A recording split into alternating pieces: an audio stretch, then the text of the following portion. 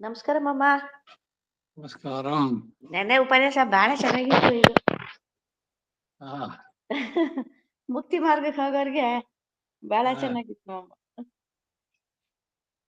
ತುಂಬಾ ರಾಮಾನುಜರ ಭಾಷ್ಯ ಜೊತೆಗೆ ವೇದಾಂತ ದೇಶಿಕರ ತಾತ್ಪರ್ಯ ಚಂದ್ರಿಕೆ ಅವುಗಳಲ್ಲಿ ಪೂರ್ಣ ಸಂದೇಹಗಳನ್ನೆಲ್ಲ ಪೂರ್ಣವಾಗಿ ಬಿಡಿಸಿ ಅದೇ ಪ್ರಪತ್ತಿ ಆದ್ಮೇಲೆ ಯಾವ ಸಂಶಯನೂ ಬೇಡ ಅನ್ನೋ ತರ ಎಷ್ಟು ಚೆನ್ನಾಗಿ ತುಂಬಾ ಚೆನ್ನಾಗಿ ಹೇಳಿದ್ರು. ನಿಸ್ಸಂಶಯವಾಗಿರ್ಬೇಕು ಅದು.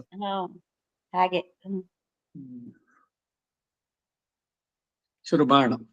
अस्मत् गुरुभ्यो नमः, अस्मत् परम गुरुभ्यो नमः, अस्मत् सर्व गुरुभ्यो नमः. श्रीमते रामानुजाय नमः, श्रीमते निगमान्त महादेशिकाय नमः.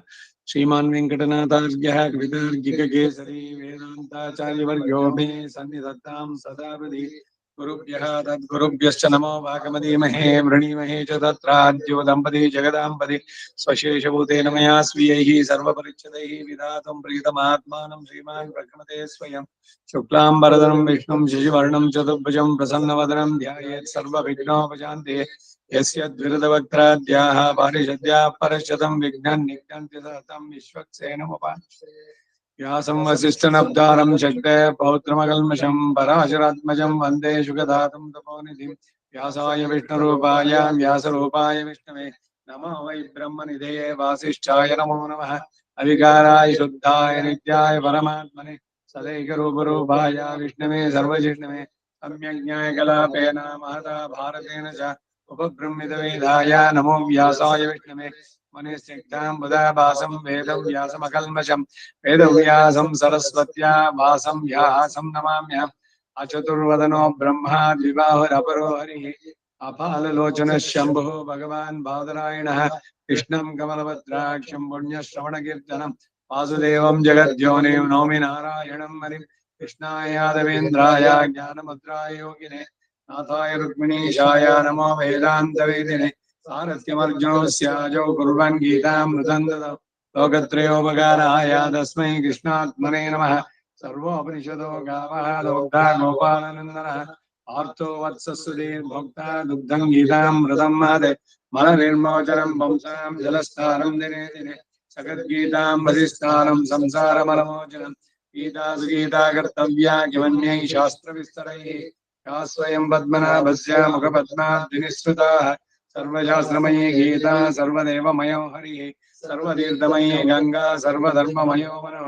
यस्मिन् प्रसादसमुखे कवयो विधेते शास्त्राण्यशास्त्रेन्महिमाश्रयाणि कृष्णेन तेन यदि स्वयमेव गीतं शास्त्रस्य तस्य सदृशं किमिहास्ति शास्त्रम्. भीष्मद्रोणतरा जयद्रथजला गान्धार नीलोत्पल शल्यग्राहवती कृपेण महिनी कर्णेन वेलाकुल अश्वत्थाम कर्णघोरमकरा दुर्योधनावर्तिनि सोत्तीर्णाः खलु पाण्डव हिरणनदी कैवर्तके केशवे.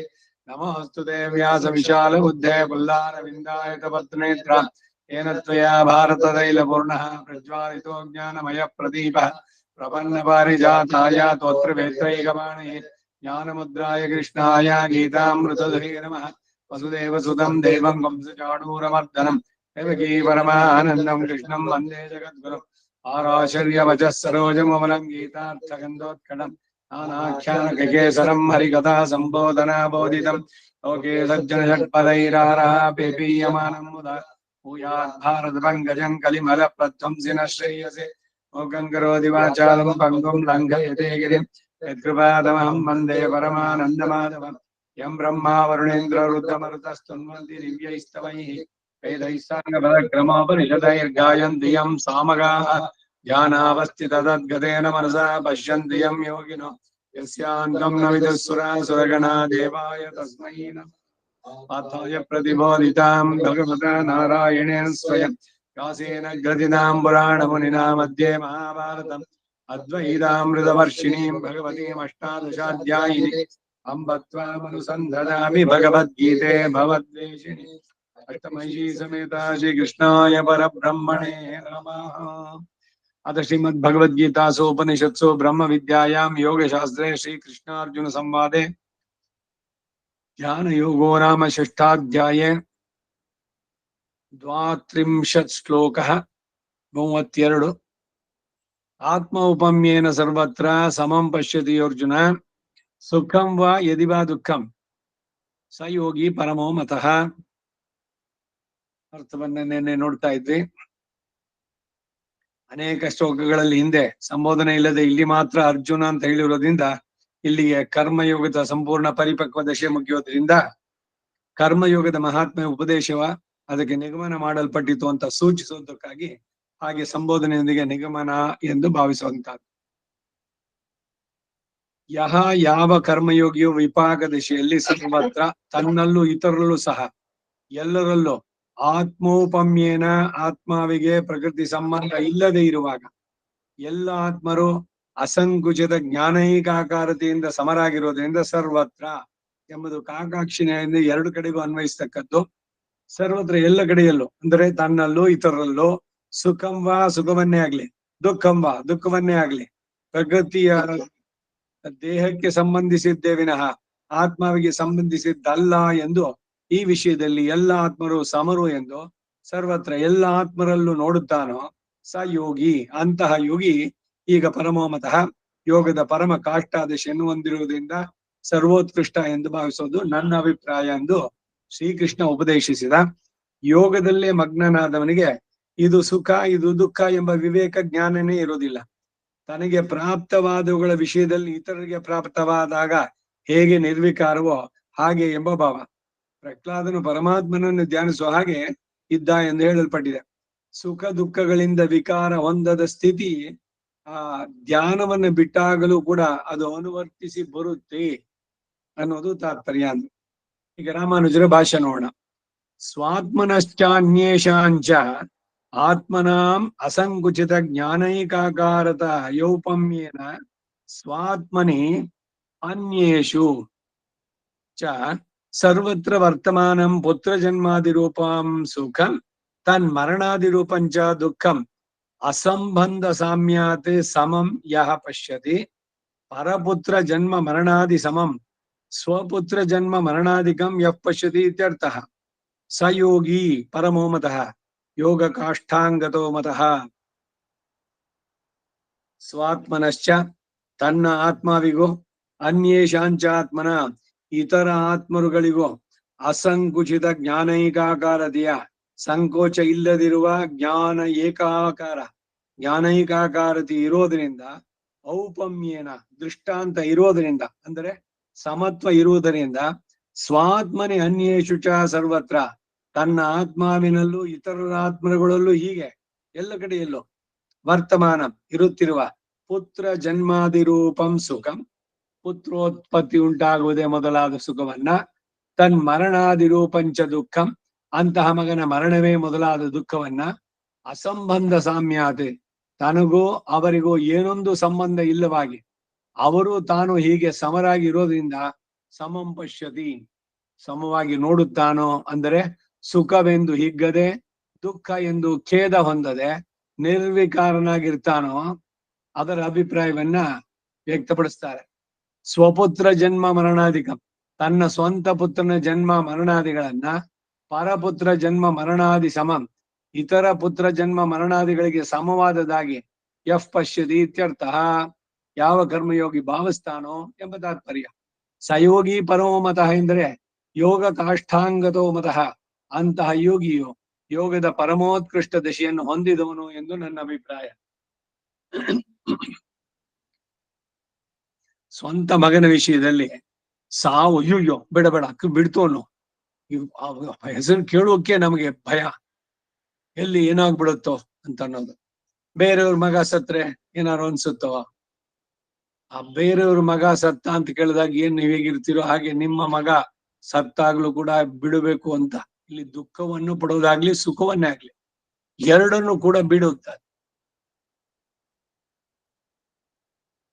ಆತ್ಮ ಯಾಥಾತ್ಮ ಜ್ಞಾನ ಉಂಟಾದ್ರೆ ಈ ರೀತಿಯ ಭಾವೋದ್ವೇಗಗಳು ಬರೋದೇ ಇಲ್ಲ. ಪ್ರಾರಬ್ಧ ಕರ್ಮ ತಾರತಮ್ಯದಿಂದಲೂ ಪ್ರಕೃತಿ ಸಂಬಂಧದ ಮೂಲಕ ಉಂಟಾದ ಜ್ಞಾನ ತಾರತಮ್ಯದಿಂದಲೂ ಈ ಚೇತನನಿಗೆ ಸುಖ ದುಃಖ ಅನುಭವ ರೂಪ ತಾರತಮ್ಯ ಉಂಟಾಗತ್ತೆ. ಯಾಕೆ ಬರುತ್ತೆ ಸುಖ ದುಃಖ? ಈ ಭಾವಗಳು ಅವರು ಮಾಡಿದ ಹಿಂದಿನ ಕರ್ಮ, ಆ ಕರ್ಮದ ಫಲವನ್ನು ಅನುಭವಿಸೋದಕ್ಕೆ ಈ ಶರೀರ, ಆ ಶರೀರದಿಂದ ಬರುವಂತಹದ್ದು. ಅದರಿಂದ ಅದು ಆತ್ಮನಿಗೆ ಅಲ್ಲ ಅಂತ ತಗೊಳ್ಬೇಕು. ಅದಕ್ಕೆ ಉದಾಹರಣೆ ಕೊಟ್ಟಿದ್ದು ಔಪಮ್ಯೇನ ಅಂದ್ರೆ ಇಲ್ಲಿ ದೃಷ್ಟ ಅಂತ. ಈಗ ಇನ್ಯಾರ್ದೋ ಮಗು, ಯಾರೋ ದೊಡ್ಡವನೇ ಆಗಿರ್ಲಿ, ಅವ್ರ ಮಗ ಹೋಗ್ಬಿಟ್ಟಂತೆ ಎಂದಾಗ ನಿಮ್ಗೆ ಅನಿಸ್ತದೆ ಅವ್ರ ಮಗ ಹೋಗ್ಬಿಟ್ಟಂತೆ ಅಷ್ಟೇ, ಏನು ಅನ್ಸೋಲ್ಲ.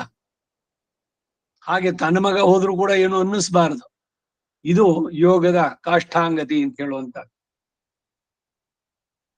ಕರ್ಮಯೋಗಿಗೆ ಕ್ರಮೇಣ ಈ ಆತ್ಮ ಯಾಥಾತ್ಮ್ಯ ಸ್ವರೂಪ ಚಿಂತನದಿಂದ ಸುಖ ದುಃಖ ತಾರತಮ್ಯ ನಿವೃತ್ತಿಯು ಸಂಪೂರ್ಣವಾಗಿ ಉಂಟಾಗತ್ತೆ ಎಂದು, ಅಂತಹ ಅವಸ್ಥೆಯೇ ಕರ್ಮಯೋಗದ ಪರಮ ಕಾಷ್ಟಾದಶಿ ಎಂದು ಹೇಳಿ ಕರ್ಮಯೋಗದ ಮಹಾತ್ಮೆಯನ್ನ ನಿಗಮನ ಮಾಡಿ ಹೇಳಿದ ಶ್ಲೋಕ ಇದು. ಈ ಶ್ಲೋಕದಲ್ಲಿ ಅವರು ಸುಖಂ ವಾ ಯದಿ ವಾ ದುಃಖಂ ಸಮಂ ಪಶ್ಯತಿ ಎಂಬುದಕ್ಕೆ ಸುಖವನ್ನು ದುಃಖವನ್ನು ಸಮವಾಗಿ ಯಾವ ಕರ್ಮಯೋಗಿ ನೋಡ್ತಾನೋ ಎಂಬ ಅರ್ಥ ಹೇಳ್ತಾರೆ. ಇನ್ನು ಕೆಲವರು ಸುಖವು ತನಗೆ ಹೇಗೆ ಪ್ರಿಯವೋ ದುಃಖವು ಹೇಗೆ ಅಪ್ರಿಯವೋ ಹಾಗೆ ಭಗವದ್ ಭಕ್ತರಲ್ಲೂ ಯಾವನು ಭಾವಿಸ್ತಾನೋ ಎಂಬ ಅರ್ಥವನ್ನು ಹೇಳ್ತಾರೆ. ಈ ಎರಡು ಅರ್ಥಗಳು ಸರಿಯಾದ್ದಲ್ಲ. ಈ ಬೇರೆ ಬೇರೆ ಕಾಮೆಂಟ್ರೀಸ್ ಇದೆಯಲ್ಲ, ಅವರುಗಳಲ್ಲಿ ಏನೇನ್ ತಪ್ಪುಗಳು ನಡೆಯೋದು ಅನ್ನೋದನ್ನು ಕೂಡ ಹೇಳ್ತಾ ಇದ್ದಾರೆ. ಯಥಾರ್ಥವಾಗಿ ತಿಳಿಸ್ಬೇಕಂತ. ಏಕೆಂದ್ರೆ ಕರ್ಮ ಯೋಗಿಗೆ ಯೋಗ ದಿಶೆಯಲ್ಲಿ ಆತ್ಮಾನುಭವ, ಸಾಮ್ಯ ಅನುಸಂಧಾನ ಇವುಗಳು ವಿನ ಸುಖ ದುಃಖಾನುಭವಗಳ ಗಂಧವೇ ಇರುವುದಿಲ್ಲ. ಅವನು ಕರ್ಮ ಯೋಗಿ. ಇವನು ನಾವು ಮಾತಾಡ್ತಾ ಇರೋದು ಸಾಮಾನ್ಯ ಜನರಲ್ಲ.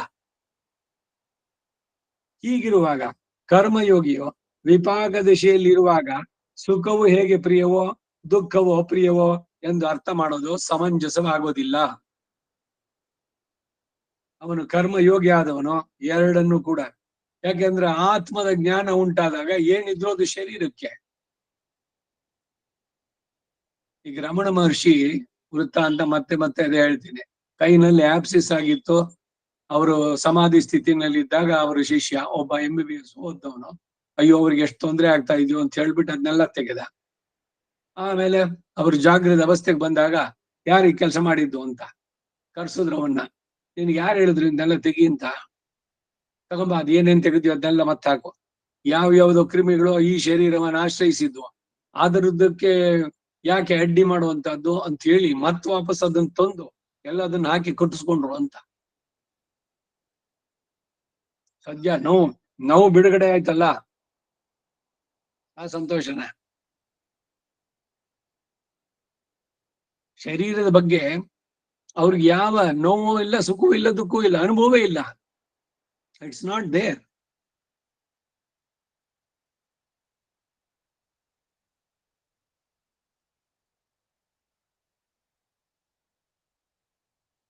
ಹಾಗಾಗಿ ಪ್ರಿಯವೋ ದುಃಖವೋ ಅಪ್ರಿಯವೋ ಎಂಬ ಅರ್ಥ ಮಾಡೋದು ಸಮಂಜಸವಲ್ಲ. ಆದ್ದರಿಂದ ಈ ಶ್ಲೋಕದಲ್ಲಿ ಹೇಳಲ್ಪಡುವಂತಹ ಸಾಮ್ಯ ಅಸಂಬಂಧ ಸಾಮ್ಯ ಎಂದು ಹೇಳಲ್ಪಟ್ಟಿತು.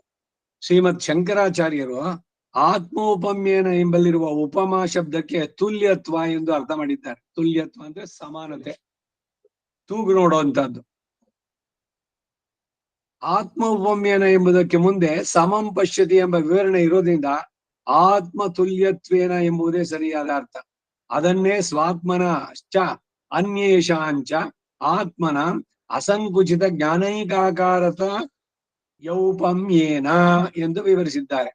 ತುಲ್ಯತ್ವ ಹೇಗೆ ಅಂದ್ರೆ ಅಸಂಕುಚಿತವಾದ ಜ್ಞಾನೈಕಾಕಾರತೆಯಿಂದ ಎಂದು ವ್ಯಕ್ತಪಡಿಸಿದ್ದಾರೆ.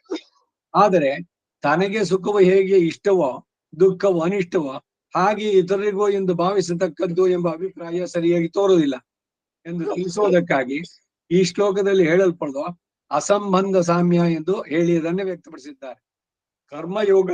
ಯೋಗಾಭ್ಯಾಸ ನಿರತನಿಗೆ ತನ್ನ ಆತ್ಮನಲ್ಲೇ ರತಿ ಉಂಟಾಗಿರುವ ಪರಮ ಕಾಷ್ಟಾವಸ್ಥೆಯಲ್ಲಿ ಈತನಿಗೆ ಸುಖ ದುಃಖಗಳೆಂಬ ವಿವೇಚನೆಯೇ ಇರೋದಿಲ್ಲ ಎಂದು, ಹಾಗೆ ನೋಡಿದ್ರೆ ತನಗೆ ಪ್ರಾಪ್ತವಾದ ಸುಖ ದುಃಖಗಳು ಇನ್ನು ಯಾರಿಗಾದ್ರೂ ಉಂಟಾದ್ರೆ ಹೇಗೆ ಅವನು ಅವಿಕಾರನಾಗಿರ್ತಾನೋ ಹಾಗೆಯೇ ತನ್ನ ಸ್ವಂತ ವಿಷಯದಲ್ಲೂ ಇರ್ತಾನೆ ಅನ್ನುವ ಭಾವ.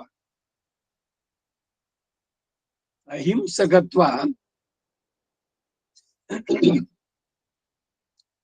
ಈ ಪರಮ ಕಾಷ್ಠಾದಶೆಯಿಂದ ಬೋಧಿಸಲ್ಪಡ್ಲಿಲ್ಲ. ಅಹಿಂಸಕ ದುಃಖಾಯುಧಗಳನ್ನು ಮಾಡ್ಲಿಲ್ಲ ಅಂತ. ಅಹಿಂಸಕತ್ವ ಏನೋ ಹಿತೋಪದೇಶವಾಗಿ ಗ್ರಾಹ್ಯವಾದ್ರೂ ಕೂಡ ಈ ಪ್ರಕರಣಕ್ಕೆ ಅದು ಅನುಗುಣವಲ್ಲ.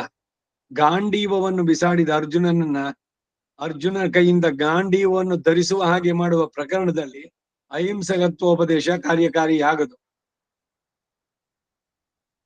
ಈಗ ಅರ್ಜುನನ್ಗೆ ಇವನು ಹೇಳ್ಬೇಕು, ಏನಲ್ಲಿ ಹಿಂಸೆ ಆಗೋಲ್ವೇ, ನಿನಗೆ ಯುದ್ಧ ಮಾಡೋದು ಬೇಡ ಅಂತ ಬಿಟ್ರೆ ಮಾಡ್ಬೇಕಾದ್ದೇನು, ಇವಾಗ ನೀನ್ ಮಾಡ್ಬೇಕು ಅಂದ್ರೆ ಶತ್ರುಗಳ ಮಾರಣ ಹೋಮ ಆಗಬೇಕು, ಅಹಿಂಸೆನಲ್ಲಿ ಬೋಧಿಸ್ತಾ ಅಂತ ಹೇಳೋಕ್ಕಾಗತ್ತೆ ಅಲ್ಲಿ? ಅಸಂಬಂಧ ಸಾಮ್ಯ ಹೇಗೆ ಅಂತಂದ್ರೆ ಅದನ್ನ ಸರ್ವತ್ರ ವರ್ತಮಾನಂ ಪುತ್ರ ಜನ್ಮಾದಿರೂಪಂ ಸುಖಂ ತನ್ಮರಣಾದಿರೂಪಂಚ ದುಃಖಂ ಎಂದು ವಿವರಿಸಿದ್ದಾರೆ. ಸರಿಯಾಗಿ ನೋಡಿದ್ರೆ ಯಾರಿಗೆ ಆಗಲಿ ಪ್ರಕೃತಿಗತವಾದ ಸುಖ ದುಃಖಗಳು ಆತ್ಮರುಗಳಿಗೆ ಸಂಬಂಧಿಸಿದ್ದಲ್ಲ. ಕರ್ಮಯೋಗಿಯಾಗಿ ಸ್ವಾತ್ಮ ಚಿಂತನ ನಿರಂತರ ಅನುಸಂಧಾನ ಹಾಗೆ ಎಂಬ ಭಾವ ಈ 6 ಅಧ್ಯಾಯಗಳಲ್ಲೂ ಜೀವಾತ್ಮ ವಿಷಯವೇ ಹೇಳಲ್ಪಟ್ಟು ಕರ್ಮಯೋಗ ಪ್ರಶಂಸೆಯೇ ಆಗಿರುತ್ತೆ. ಇಲ್ಲಿ ಹೇಳಲ್ಪಟ್ಟ ಯೋಗಕ್ಕೆ ಧ್ಯೇಯವು ಸ್ವಾತ್ಮವೇ ವಿನಃ ಪರಮಾತ್ಮನಲ್ಲ. ಅಂದ್ರೆ ಮೊದಲಿನ 6 ಅಧ್ಯಾಯದಲ್ಲಿ ಹೇಳಿದ ವಿಷಯ ಎಲ್ಲ ಜೀವಾತ್ಮನ ಬಗ್ಗೆನೇ ಹೇಳಿದ್. ಮುಂದಕ್ಕೆ ಬರುತ್ತೆ ಪರಮಾತ್ಮನ ಬಗ್ಗೆ, ಅವನನ್ನು ಪಡೆಯೋದಕ್ಕೆ ಭಕ್ತಿ ಮಾರ್ಗ ಹೇಗೆ, ಈ ಆತ್ಮ ಅವನಿಗೆ ಸೇರಿದ್ದು. ಮೊದಲು ಆತ್ಮ ಯಾವುದು ಅಂತ ತಿಳಿರಿ, ಶರೀರವೇ ಆತ್ಮ ಅಲ್ಲ ಅನ್ನೋದು ಅರಿವುಂಟಾಗ್ಬೇಕು. ಆಮೇಲೆ ಆತ್ಮದ ಈ ಶಕ್ತಿಗಳು, ಸಾಮರ್ಥ್ಯಗಳು, ಇತಿಮಿತಿಗಳು ಅವುಗಳನ್ನು ತಿಳಿಬೇಕು. ಆತ್ಮಕ್ಕೆ ಈ ಶರೀರದಿಂದ ಬರುವಂತ ಸುಖ ದುಃಖಗಳು ಸಂಬಂಧಿಸಿಲ್ಲ. ಇದನ್ನೇ ಅಸಂಬಂಧ ಸಾಮ್ಯ ಅಂದಿದ್ದಿಲ್ಲಿ. ಪರಮಾತ್ಮನು ಧ್ಯೇಯ ವಸ್ತುವಾಗಿ ಮುಂದೆ ಭಕ್ತಿ ಯೋಗ ಪ್ರಕರಣದಲ್ಲಿ ಹೇಳಲ್ಪಡುತ್ತೆ. ಈಗ ಈ 4 ಶ್ಲೋಕಗಳಲ್ಲೂ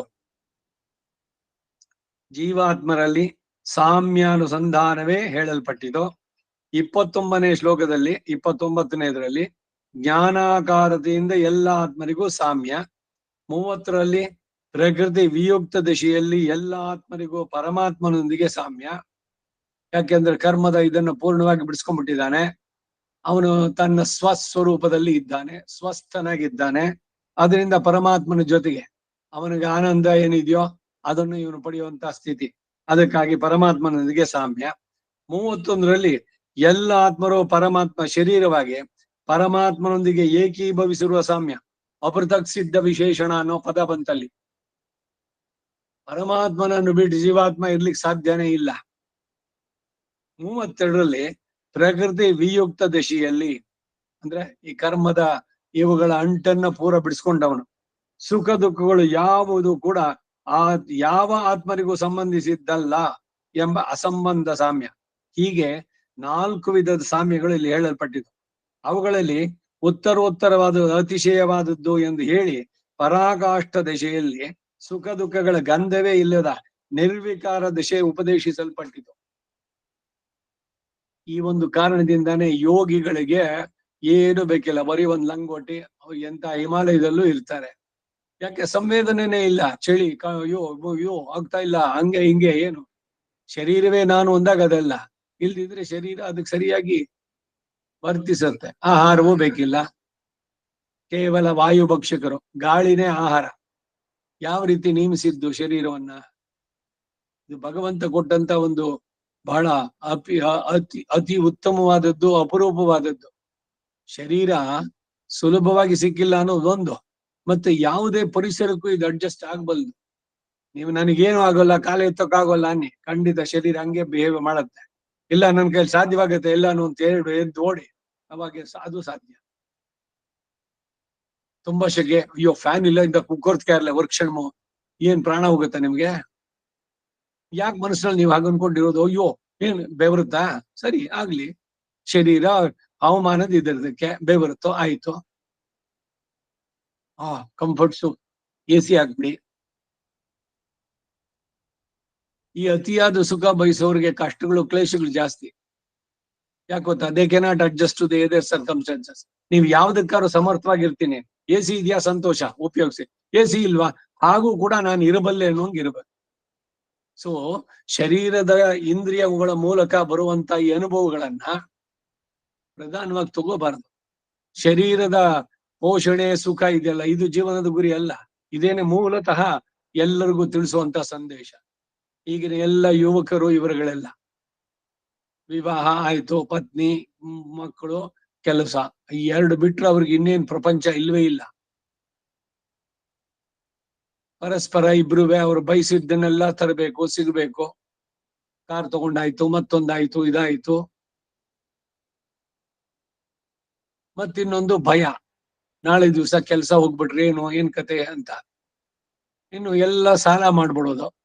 ನೆಮ್ಮದಿಯಿಂದ ಬದುಕ್ತಾರ ಹೋಗ್ಲಿ, ಏನಾಗುತ್ತೋ ಏನೋ ಆ ಟೆನ್ಷನ್. ಯಾರು ಹೇಳ್ತಾ ಇದ್ರು, ಈ ಟೆನ್ಷನ್ ಅನ್ನೋದು ಬರೀ ದೊಡ್ಡವ್ರಿಗೆ, ಕೆಲಸದಲ್ಲಿರೋರ್ಗೆ, ಬಿಸ್ನೆಸ್ ಅವ್ರಿಗೆ ಮಾತ್ರ ಅಲ್ಲ, ಚಿಕ್ಕ ಮಕ್ಕಳಿಗೂ ಕೂಡ ಮೊದ್ಲಿಂದಾನೇ ಟೆನ್ಷನ್ ಬಿಡಿಸ್ಬೇಕು ಅಂತ. ಪರೀಕ್ಷೆಗೆ ಹೋಗ್ಬೇಕಾದ್ರೇನೆ ಮಕ್ಕಳು ಎಷ್ಟು ಟೆನ್ಸ್ ಆಗಿರ್ತಾರೆ. ಅದ್ ಏನಾಗೋಲ್ಲಮ್ಮ, ನೀನು ಅಟೆಂಡ್ ಮಾಡು, ಎಲ್ಲದನ್ನು ಸರಿಯಾಗಿ ಓದು, ದೇವ್ರ ನೆನ್ಸ್ಕೋ, ಬರೀ. ಒಂದ್ ವೇಳೆ ಒಂದು ಸಬ್ಜೆಕ್ಟ್ ನಲ್ಲಿ ಏನೋ ಮಾರ್ಕ್ಸ್ ಕಡಿಮೆ ಬಂತು, ಏನಂತೆ ಸೆಪ್ಟೆಂಬರ್ ಇದೆ ಅಲ್ಲ, ಆದ್ರೆ ಆಯ್ತು. ಯೋ ಅವಮಾನ ಲೋಕದಲ್ಲಿ, ನನ್ನ ಮಗ ಈ ಸಲ ಫೇಲ್ ಆಗಿಬಿಟ್ಟ ಅಂತ ಕೇಳ್ಕೊಳ್ಳೋಕೆ ಏನ್ ತಲೆ ಎತ್ತೋಕಾಗತ್ತೆ ನಮಗೆ? ಈ ಟೆನ್ಷನ್ ಅವ್ರ ತಲೆಗೆ ತುಂಬಿ ಅವನು ಮಾರ್ಕ್ಸ್ ಕಡಿಮೆ ಆಯ್ತು ಅಂತ, ಇಲ್ಲ ಪರೀಕ್ಷೆಯಿಂದ ಬಂದಿದ ತಕ್ಷಣ ಸೂಸೈಡ್ ಮಾಡ್ಕೊಂಡ್ಬಿಡೋದು. ಟೆನ್ಷನ್ ಅನ್ನೋದು ಪ್ರತಿ ಒಬ್ಬರಿಗೂ ಇರುವಂತಹದ್ದು. ಅದನ್ನ ಬಿಡಿಸ್ಬೇಕಾದದ್ದು ಹಿರಿಯರ ಕರ್ತವ್ಯ. ಏನೂ ಆಗೋಲ್ಲ, ಏನ್ ಪ್ರಾಣ ಹೋಗೋದಿಲ್ಲ. ಇಲ್ಲ ಲೋಕದಲ್ಲೋ ಅಥವಾ ಇವರಲ್ಲೋ ಅಣ್ಣ ತಮ್ಮಂದ್ರೋ, ಅಕ್ಕ ತಂಗಿರೋ, ಇಲ್ಲ ಪರಿಚಯದವರು ಯಾರೋ, ಅವ್ನ್ ಫಸ್ಟ್ ರ್ಯಾಂಕ್ ತಗೊಂಡ್ ಬಂದ, ಇವನು ಒಂದ್ರಲ್ಲಿ ಫೇಲ್ ಆದ, ಆಯ್ತು. ಏನಂತೆ ಅವ್ರ ಮುಂದೆ? ಹೋಯ್ತು ಅವನಿಗೊಂದ್ ಸಬ್ಜೆಕ್ಟ್, ಹೇಳಿ ಏನ್ ತಪ್ಪೇನು ಅದ್ರಲ್ಲಿ? ಅಲ್ಲಿಗೆ ಏನು ಇದೆ, ಪೂರಿ ಜೀವನಾನೇ ಮುಗಿದೋಯ್ತು ಅಲ್ಲಿಗೆ. ಫೈಲ್ಯೂರ್ ಇಸ್ ಸ್ಟೆಪ್ಪಿಂಗ್ ಸನ್, ಇದು ಸ್ಟೋನ್, ಜಯಕ್ಕೆ ಅಂತ ಅಂದ್ಬಿಟ್ಟು ಹಾಗೆ. ಅದರಿಂದ ಆ ರೀತಿನಲ್ಲಿ ತಗೊಂಡವನಿಗೆ ಯಾವಾಗ ಮನಸ್ಸಿನಲ್ಲಿ ಟೆನ್ಷನ್ ಇಲ್ವೋ, ಅವನು ಕಾಮಾಗಿದ್ದು ಚೆನ್ನಾಗಿ ಬರೀತಾನೆ ಉತ್ತರವನ್ನ ಪರೀಕ್ಷೆನಲ್ಲಿ. ಯಾವಾಗ ಈ ಟೆನ್ಷನ್ ಉಂಟಾಗುತ್ತೋ ಅದು. ಅದರಿಂದ ಎಲ್ಲ ಕೆಲಸಗಳಲ್ಲೂ ಅಷ್ಟೇ ಮನಸ್ಸು ಕಾಮಾಗಿ ಇಟ್ಕೊಂಡು ಕೆಲಸವನ್ನ ನಡೆಸಿ. ಅಡಿಗೆ ಕೆಲಸ ಮಾಡೋರು ಅವ್ರಿಗಳಿಗೂ ಅಷ್ಟೇ, ಯಾರೋ ಇವತ್ತು ಕರೆದ್ಬಿಟ್ಟಿದೀವಿ, ಹೀಗಾಗ್ಬಿಡುತ್ತೋ, ಏನಾಗ್ಬಿಡುತ್ತೋ, ಏನು ಸಾರ್ಗೆ ಉಪ್ಪು ಹಾಕ್ತೀನೋ, ಇಲ್ಲ ಸಪ್ಪೇನೆ ಆಯ್ತು, ಹೋಗ್ಲಿ ಉಪ್ಪು ಹಾಕೋದ್ ಮರತ್ರ ಅಂತ ಕೇಳಿದ್ರು, ಹೌದು ಮರ್ತೋಯ್ತು ಅಂದ. ಆಮೇಲೆ ಉಪ್ಪು ಹಾಕೋದು ಮುಗೀತು. ಏನ್ ಮರ್ಯಾದೆ ಹೋಗಿದ್ ನಿಮ್ಗೆ? ಅದ್ಯಾಕೆ ಅಷ್ಟೊಂದು ಟೆನ್ಷನ್ ಇರ್ಬೇಕು ಅದ್ರಲ್ಲಿ?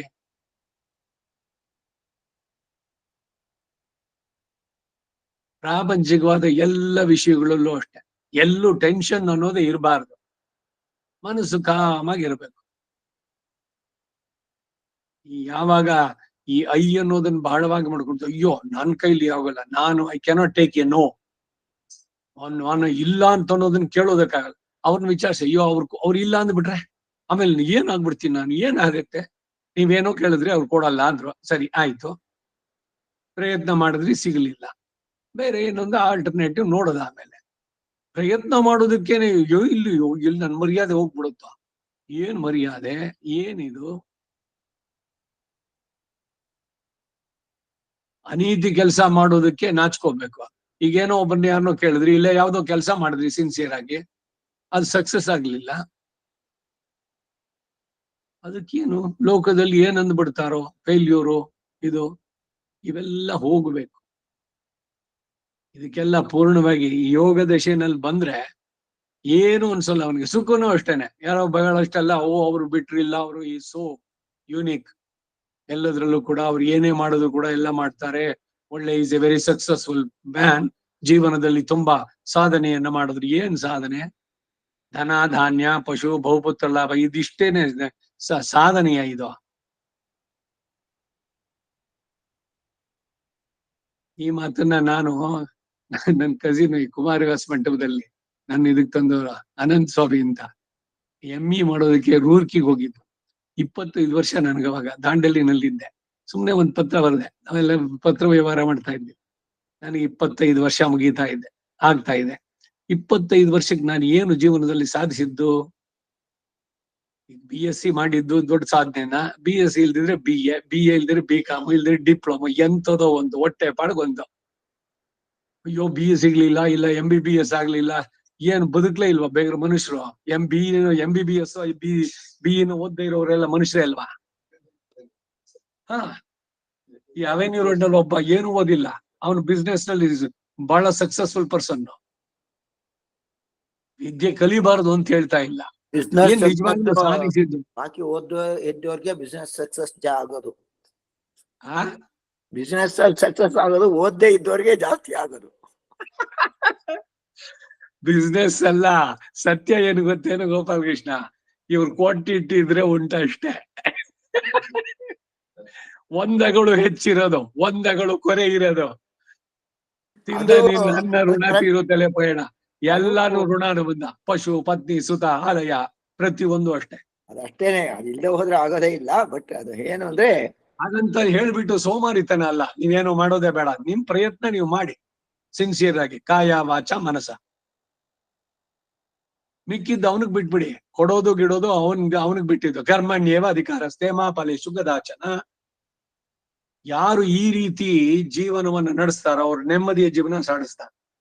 ಹಾಗಂತ ಭಗವಂತನ ಆಣತಿಗೆ ಅಥವಾ ಅವನ ನಿಯಮಕ್ಕೆ ವಿರುದ್ಧವಾಗಿ ನಡೀತಾರೆ ಅಂತಲ್ಲ.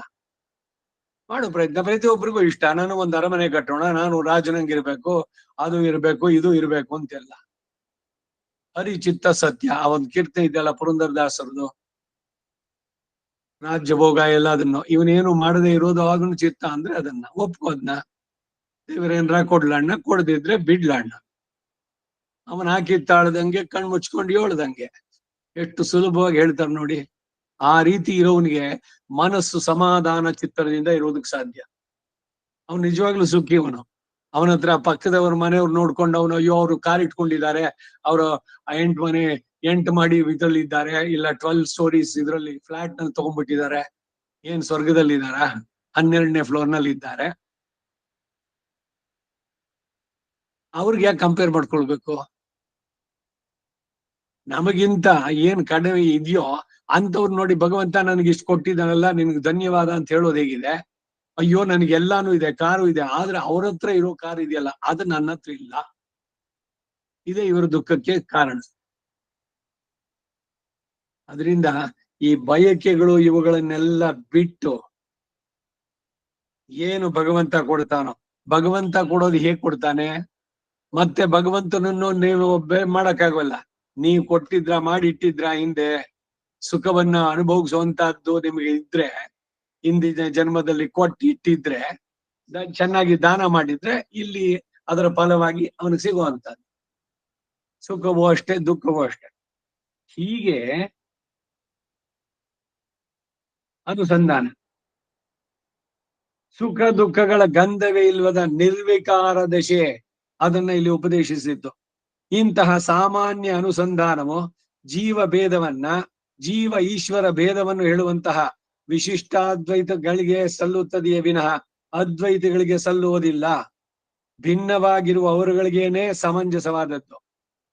ಎಲ್ಲ ಒಂದೇ ಆಗಿದ್ದ ಪಕ್ಷದಲ್ಲಿ ಸಮತ್ವದ ಉಪದೇಶವೇ ಅಸಮಂಜಸ, ಬೇಕೇ ಇಲ್ಲ.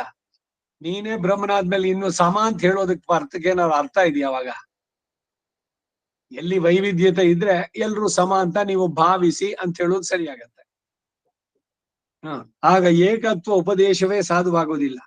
ಆಗ್ಲಿ 31ನೇ ಶ್ಲೋಕದಲ್ಲಿ ಭಜತ್ ಏಕತ್ವ ಮಾಸ್ಥಿತಃ ಎಂದು ಇದೆಯಲ್ಲ ಎಂದು ಆಕ್ಷೇಪಿಸಿದ್ರೆ, ಏಕತ್ವ ಇಲ್ಲಿ ಅಪೃಥಕ್ ಸಿದ್ಧ ವಿಶೇಷಣವಾಗಿ ವಿಶೇಷಣ ವಿಶೇಷ್ಯ ಪ್ರಕಾರ ಪ್ರಕಾರಿ ರೂಪದಲ್ಲಿ ಏಕತ್ವ ಎಂದು ಭಾವಿಸ್ತಕ್ಕದ್ದು. ಈಗ ಭಗವಂತನೋ ಜೀವಾತ್ಮನೋ ಒಂದೇ ಅಂತ ಹೇಳ್ಬೇಕಾದ್ರೆ ಏನು ಅಂದ್ರೆ ಅವನು ಆತ್ಮ, ಇವನು ಶರೀರ. ಕಡಲ್ ಜ್ಞಾನಂ ನಾನೇ ಎನ್ನೋಮ್ ಅಂತ ಹೇಳಿದ್ರೆ ನಾನೇ ಬ್ರಹ್ಮ ಅಂತ ತಿಳ್ಕೊಂಡ್ರ ಅವರು. ಎಲ್ಲವೂ ನಾನೇ ಅಂತಂದ್ರೆ ಅಲ್ಲಿ ನಾನು ಅವನಿಗೆ.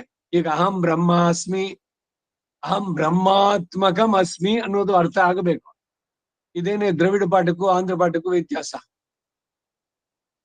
ಮಹಾನಾರಾಯಣ ಉಪನಿಷತ್ನಲ್ಲಿ ಅಂಬಸ್ಯ ಪಾರೆ ಭುವನಸ್ಯ ಮಧ್ಯದಲ್ಲಿ ಯೋ ಹಮಸ್ಮಿ ಬ್ರಹ್ಮ ಹಮಸ್ಮಿ ಅಹಮೇವಾಹಂ ಮಾಂಜುಹೋಮಿ ಸ್ವಾಹ ಅನ್ನೋದಕ್ ಮೊದಲು ಅಹಮಸ್ಮಿ ಬ್ರಹ್ಮ ಹಮಸ್ಮಿ, ಇದು ಆಂಧ್ರ ಪಾಠ. ನಮ್ಮಲ್ಲಿ ಆ ಪಾಠ ಇಲ್ಲ. ಇದು ನಮ್ಮ ಸಿದ್ಧಾಂತಕ್ಕೆ ವಿರೋಧ. ಅದು ಅಹಮಸ್ಮಿ ಬ್ರಹ್ಮ ಹಮಸ್ಮಿ, ನಾನು ಬ್ರಹ್ಮನನ್ನ ಆತ್ಮನನ್ನಾಗಿ ಹೊಂದಿದ್ದೇನೆ, ಇದು ಸರಿಯಾದ ಅರ್ಥ. ಅವಾಗ ಈ ಆತ್ಮವನ್ನ ಅವನಿಗೆ ಸಮರ್ಪಣೆಯನ್ನು ಮಾಡೋದು. ಅಹಮೇವಾಹಂ ಮಾಂಜುಹೋಮಿ ಸ್ವಾಹ, ಜುಹೋಮಿ, ಆತ್ಮವನ್ನೇ ಹೋಮ ಮಾಡ್ತಾ ಇದ್ದೀನಿ. ಅಕಾರ್ಯಕಾರ್ಯವಕೀರ್ಣಿ ಸ್ಥೇನೋ ಭ್ರೂಣಃ ಗುರು ತಲ್ಪಕಃ, ಮುಂದಕ್ಕೆ ಎಲ್ಲ ಬರ್ಬೇಕಾದ್ರೆ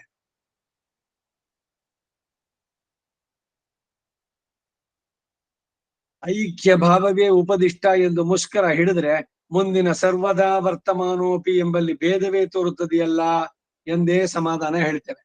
ಅದೇ ಸರಿ ಅಂತಂದು ಭಗವಂತನಲ್ಲಿ ಐಕ್ಯ ಅಂದ್ರೆ ಇವನು ಸಪರೇಟ್ ಆಗಿ ಇಲ್ವೇ ಇಲ್ಲ, ಜೀವಾತ್ಮ ಇವನೇ ಪರಮಾತ್ಮನಾಗ್ಬಿಡ್ತಾನೆ ಅನ್ನೋದು. ಇದು ಎಷ್ಟು ಮಟ್ಟಿಗೆ ಸರಿಯಾಗತ್ತೆ?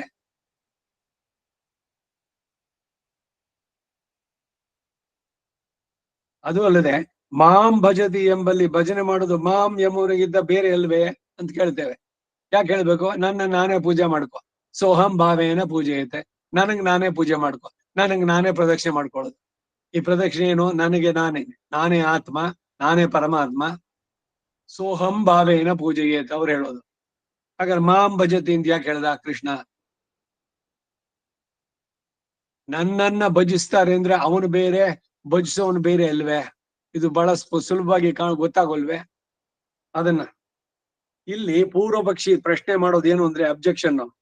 ಈ 4 ಶ್ಲೋಕಗಳಲ್ಲೂ 4 ವಿಧದ ಸಮತ್ವ ಬೋಧಿಸಲ್ಪಟ್ಟವು ಎಂದು ಹೇಗೆ ಹೇಳ್ತೀರಿ ಎಂಬುದಾಗಿ ಸಾಮ್ಯವೇ ಹೇಳಲ್ಪಟ್ಟಿತು ಎಂಬುದು ಮುಂದಿನ ಶ್ಲೋಕದಲ್ಲಿ ಯೋಯಂ ಯೋಗಸ್ತ್ವಯ ಪ್ರೋಕ್ತಃ ಸಾಮ್ಯೇನ ಎಂದಿರೋದ್ರಿಂದ ಸಾಮ್ಯೇನ ಎಂಬುದರಿಂದ ವ್ಯಕ್ತ ಎಂದು ಹೇಳ್ತೇವೆ.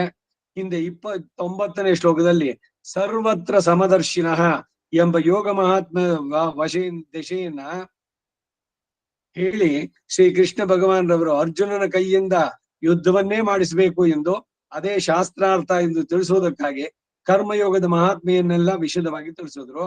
ಲೋಕ ಕಂಟಕರಾದ ಕ್ಷತ್ರಿಯನ್ನ ವಧಿಸುವ ಧರ್ಮ ಯುದ್ಧವು ಕ್ಷತ್ರಿಯನ ಇತಿ ಕರ್ತವ್ಯತೆಯಲ್ಲೇ ಸೇರುತ್ತೆ. ಕ್ಷತ್ರಿಯನಾಗಿ ಅವನ ಕರ್ತವ್ಯ, ಅದು ಡ್ಯೂಟಿ, ಅದು ಆಪ್ಷನಲ್ ಅಲ್ಲ. ಬೇಕಾದ್ರೂ ಮಾಡು, ಇಲ್ದಿದ್ರೆ ಬೇಡ. ಕ್ಷತ್ರಿಯನಾಗಿದ್ದಕ್ಕೆ ಧರ್ಮಕ್ಕಾಗಿ ಯುದ್ಧ ಮಾಡೋದು ಅವನಿಗೆ ಸಹಜವಾದದ್ದು ಕರ್ತವ್ಯ. ಈ ಭಾವ ಉಂಟಾಗಬೇಕಾದ್ರೆ ಈ ಅಸಂಬಂಧ ಸಾಮ್ಯ ರೂಪವಾದ ಸುಖ ದುಃಖಗಳಲ್ಲಿ ನಿರ್ವಿಕಾರತ್ವ ದಶೆ ಅವಶ್ಯಕ. ಇಲ್ದಿದ್ರೆ ಅವನು ಮೊದ್ಲು ಹೇಳಿದ್ನಲ್ಲ ಅರ್ಜುನ, ಅದೇ ಆಗುತ್ತೆ. ಅಯ್ಯೋ, ನನ್ನವರು, ನನ್ನ ತಾತ, ನನ್ನ ಗುರು, ಇವ್ರನ್ನ ನಾನು ಕೊಂದು ಬಿಡ್ತೀನಿ, ನನ್ನಿಂದ ಅವ್ರು ಕೊಲ್ಲಲ್ಪಡ್ತಾರೆ, ಅದ್ರ ಬದಲು ಅವರೇ ನಾನು ಕೊಂದು ಬಿಡ್ಲಿ, ನಾಳೆ ಕಾಡಿಗೆ ಹೋಗ್ಬಿಡ್ತೀವಿ ನಾವು, ನಾನು ಯುದ್ಧ ಮಾಡೋಲ್ಲ. ಆ ಭಾವೋದ್ವೇಗದಲ್ಲಿ ಕೈ ನಡುಗ್ತಾ ಇದೆ. ಆ ಗಾಂಡಿವ ಯಾರಿಗೂ ಎತ್ತೋಕ್ಕಾಗಲ್ಲ ಬೇರೆಯವ್ರಿಗೆ. ಅದನ್ನು ಕೆಳಗಿಟ್ಟು ಆ ಸ್ಥಿತಿಗೆ ಬರುತ್ತೆ ಅಂತಾರೆ.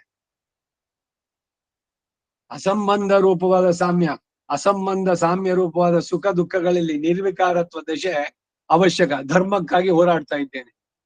ತ್ಯಜೇದೇಕಂ ಕುಲಸ್ಯಾರ್ತೆ ಗ್ರಾಮಸ್ಯಾರ್ತೆ ಕುಲಂ ತ್ಯಜೇತೆ ಆತ್ಮಾರ್ತೆ ಪೃಥಿವಿಂ ತ್ಯಜೇತೆ. ಅಷ್ಟು ಇದ್ರಲ್ಲಿ ಇದು ಬರುತ್ತೆ ಇಲ್ಲೇ ಶ್ಲೋಕ. ಆತ್ಮದ ಉದ್ಧಾರ ಆಗ್ಬೇಕು ಅಂದ್ರೆ ಶರೀರ ಬಿಡ್ಬೇಕು.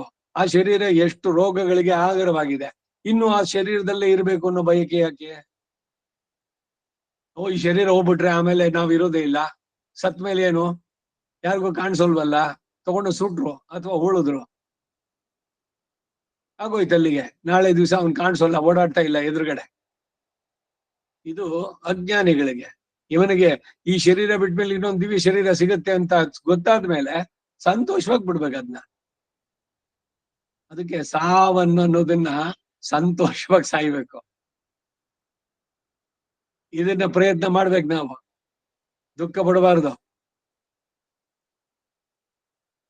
ಜೀರ್ಣಮಿವ ವಸ್ತ್ರಂ ಪ್ರಕೃತಿಂ ಸ್ಥೂಲ ರೂಪಂ ವಿಸೃಜ್ಯ. ಪ್ರಕೃತಿಯ ಈ ಸ್ಥೂಲ ರೂಪವನ್ನ ವಿಸೃಜ್ಯ ಜೀರ್ಣಮಿವ ವಸ್ತ್ರ. ಹರಿದು ಹೋದ ಬಟ್ಟೆ ಹೆಂಗ್ ಬಿಸಾಕ್ತಿರೋ ಅದ್ರ ಬಗ್ಗೆ ಏನಾದ್ರು ಇದ್ಯಾ? ಚೆನ್ನಾಗಿ ಎಲ್ಲ ಸಮುಂಜ್ ಪೋಯ್ಕನ್ನ ಎಲ್ಲ ಪಂಚೆ ಎಲ್ಲ ಹಂಗೆ ಪಿಸಿಂಜ್ ಎಲ್ಲ ಆಚಿ ಹತ್ತುಲ್ಟ ಸರ್ವೀಸೆ ಬಿಸಾಕೋದು, ಹೊಸದನ್ನು ಉಟ್ಕೊಂಡ. ಅಷ್ಟೇ ಸುಲಭವಾಗಿ ಶರೀರ ಬಿಡಬೇಕು. ಎಂತ ಒಳ್ಳೆ ಸಂದೇಶಗಳು ಗೊತ್ತಾ? ಇದು ಯಾರು ಹೇಳ್ತಾರೆ? ಸಾಯುವುದನ್ನ ಕಲಿಯಿರಿ. ಏನಿದು ಉಪನ್ಯಾಸ? ಸಾಯೋದ್ರ ಬಗ್ಗೆ ಮಾತಾಡೋದೇ ತಪ್ಪು. ಹೇಗೆ ಸಾಯ್ಬೇಕು? ಸಾವನ್ನ ಜಯಿಸೋದಕ್ಕೆ ಸಾಧ್ಯನಾ ನಿಮಗೆ? ಸಾವನ್ನ ಜಯಿಸೋದು ಹೇಗೆ ಅಂತಂದ್ರೆ, ಈ ಕರ್ಮದ ಶರೀರ ಹೋದ್ರೆ ಇನ್ನೊಂದು ಬರುತ್ತೆ. ಆತ್ಮಕ್ ಸಾವಿಲ್ಲ ಅಂತ ತಿಳ್ತಾನಲ್ಲ, ಅವನು ಜಯಿಸಿದವನು. ಮೃತ್ಯುವನ್ನು ಜಯಿಸೋದು ಹೇಗೆ ಅಂದ್ರೆ ಮೃತ್ಯುಂಜಯ. ಈಗ ಈ ಕರ್ಮದ ಶರೀರ ಅದನ್ನ ಬಿಟ್ಟು ಮಾಡ್ದ ಅಂತ. ಈಗ ಸಾವಿತ್ರಿ ಸತ್ಯವಾನ ಇದ್ರಲ್ಲಿ ಅವಳು ಜಮನನ್ ಜಯಿಸಿದ್ಲು, ಅವನಿಗೆ ಸಿಕ್ತು, ಆಯ್ತು. ಏನ್ ಆಮೇಲೆ ವಿಧಾನ ಇವಾಗ ಪರ್ಮನೆಂಟ್ ಆಗಿ? ಸತ್ಯವಾನ್ ಸಾವಿತ್ರಿ ಕಥೆನಲ್ಲಿ ಸಾವಿತ್ರಿ ಮಾತಾಡಿದ್ಲು, ಅವನ ಮಾತಿಗೆ ಅವನು ಸಿಗಾಕೊಂಡು, ಆಯ್ತಮ್ಮ ನೀನು ಅಂತ, ನನಗೆ ಪುತ್ರ ಸಂತಾನ ಉಣ್ಲಿ ಎಂದು ತಥಾಸ್ತು ಅಂದ. ಪುತ್ರವತಿ ಭವ ಅಂದ. ನನ್ ಗಂಡ ಹೇಳ್ತಿದ್ರು ನಾನು ಹೆಂಗಿರ್ಲಿ ಅಂತ. ಆಯ್ತು, ಕರ್ಕೊಂಡು ಹೋಗು ಅಂತ ಬಿಟ್ಟ. ಅಲ್ಲೊಂದು ಸೋಲು. ಆಮೇಲೆ ಅವನು ಪರ್ಮನೆಂಟ್ ಆಗಿ ಇದ್ದು ಸತ್ಯವಾನು ಅಂತ. ಆಮೇಲೆ ಸಾಯ್ಲಿಲ್ವ ಅವನು? ಎಷ್ಟು ಕಲ್ಪಗಳಾಗೋಗಿದೆ. ಒಂದೊಂದು ಕಲ್ಪದಲ್ಲೂ ಬ್ರಹ್ಮ ಅವನ ಹಿಂದೆ ಇದ್ದವನೇ ಇದ್ದಾನ ಇವಾಗ. ಇದು ಶಾಶ್ವತವಾದಂತ ಸತ್ಯಗಳು. ಅದನ್ನ ಯಾಕೆ ಒಪ್ಕೊಳ್ಳೋಕ್ ನಾವು ಸಿದ್ರಿಲ್ಲ ಅಂತ. ಯಾರೋ போயிட்டாளுங்க என்ன ತಗೋ ಒಳಕ್ಕೆ ಹಾರ್ಟ್ ಅಟ್ಯಾಕ್ ಸದ್ಯ ನನಗಾಗೋಲ್ಲ. ನಮಗ್ ಅನ್ವಯ ಹೇಗ್ ಮಾಡ್ಕೊಳ್ಳೋದು ಅಂತ ನನಗಾಗೋಲ್ಲ. ಅದರಿಂದ ನಾನು ಇಲ್ಲಿ ಪರ್ಮನೆಂಟ್. ಇನ್ಯಾರಿಗೋ ಕಿಡ್ನಿ ಫೇಲ್ಯೂರ್ ಅಂತೆ, ಓ ನನಗಾಗಿಲ್ಲ. ಇನ್ಯಾರಿಗೋ BP ಜಾಸ್ತಿ ಆಗಿತ್ತಂತೆ, ಎಲ್ಲ ತಲೆ ಸುತ್ತ ಬಿದ್ರಂತೆ, ಏನೋ ಒಂದಾಯ್ತು. ಯಾವುದೋ ಒಂದು ಕಾರಣ ಶರೀರ ಬಿಡೋಕ್ ಒಂದಾಗಬೇಕು. ಅದ್ ನನಗಾಗಿಲ್ಲ. ಸಡನ್ ನಾವು ಮನಸ್ಸಿಗೆ ನಮ್ ಸಮಾಧಾನ ಹೇಳ್ಕೊಳ್ಳೋದೇನು ಅಂದ್ರೆ, ಓ ಅದ್ ನನಗಾಗಿಲ್ಲ, ಅದರಿಂದ ನಾನು ಇಲ್ಲಿ ಪರ್ಮನೆಂಟು. ಇದೇನೆ ಬಹಳ ಆಶ್ಚರ್ಯವಾಗುವಂತ ಸುದ್ದಿ ಅಂತ ಯಕ್ಷನ ಪ್ರಶ್ನೆ ಅದ್ರಲ್ಲಿ ಹೇಳುವಂತದ್ದು. ಪ್ರತಿದಿನ ನಮ್ಮ ಕಣ್ಣು ಮುಂದೆ ಪ್ರತಿದಿನ ಶವದ ಮೆರವಣಿಗೆ ಹೋಗ್ತಾ ಇದ್ರು ಕೂಡ ನಾವಿಲ್ಲಿ ಪರ್ಮನೆಂಟು ಅಂತ ಅಂದ್ಕೊಳ್ತೀವಲ್ಲ. ಇದೇ ಬಹಳ ಲೋಕದಲ್ಲಿ ಅತಿ ಆಶ್ಚರ್ಯಕರವಾದಂತ ವಿಷಯ ಏನು ಅಂದ್ರೆ ಇದೇನೇನೆ. ಕಣ್ಣು ಮುಂದೆ ಕಾಣ್ತಾ ಇದೆ ಪ್ರತ್ಯಕ್ಷವಾಗಿ. ಓ ಎಲ್ರು ಹೊರಟ್ರು, ಅವರು ಹೋದ್ರು, ಇವರು ಹೋದ್ರು, ಆದ್ರೆ ನಾವು ಮಾತ್ರ ಇಲ್ಲಿ ಪರ್ಮನೆಂಟು. ಈ ಬಾಬಾ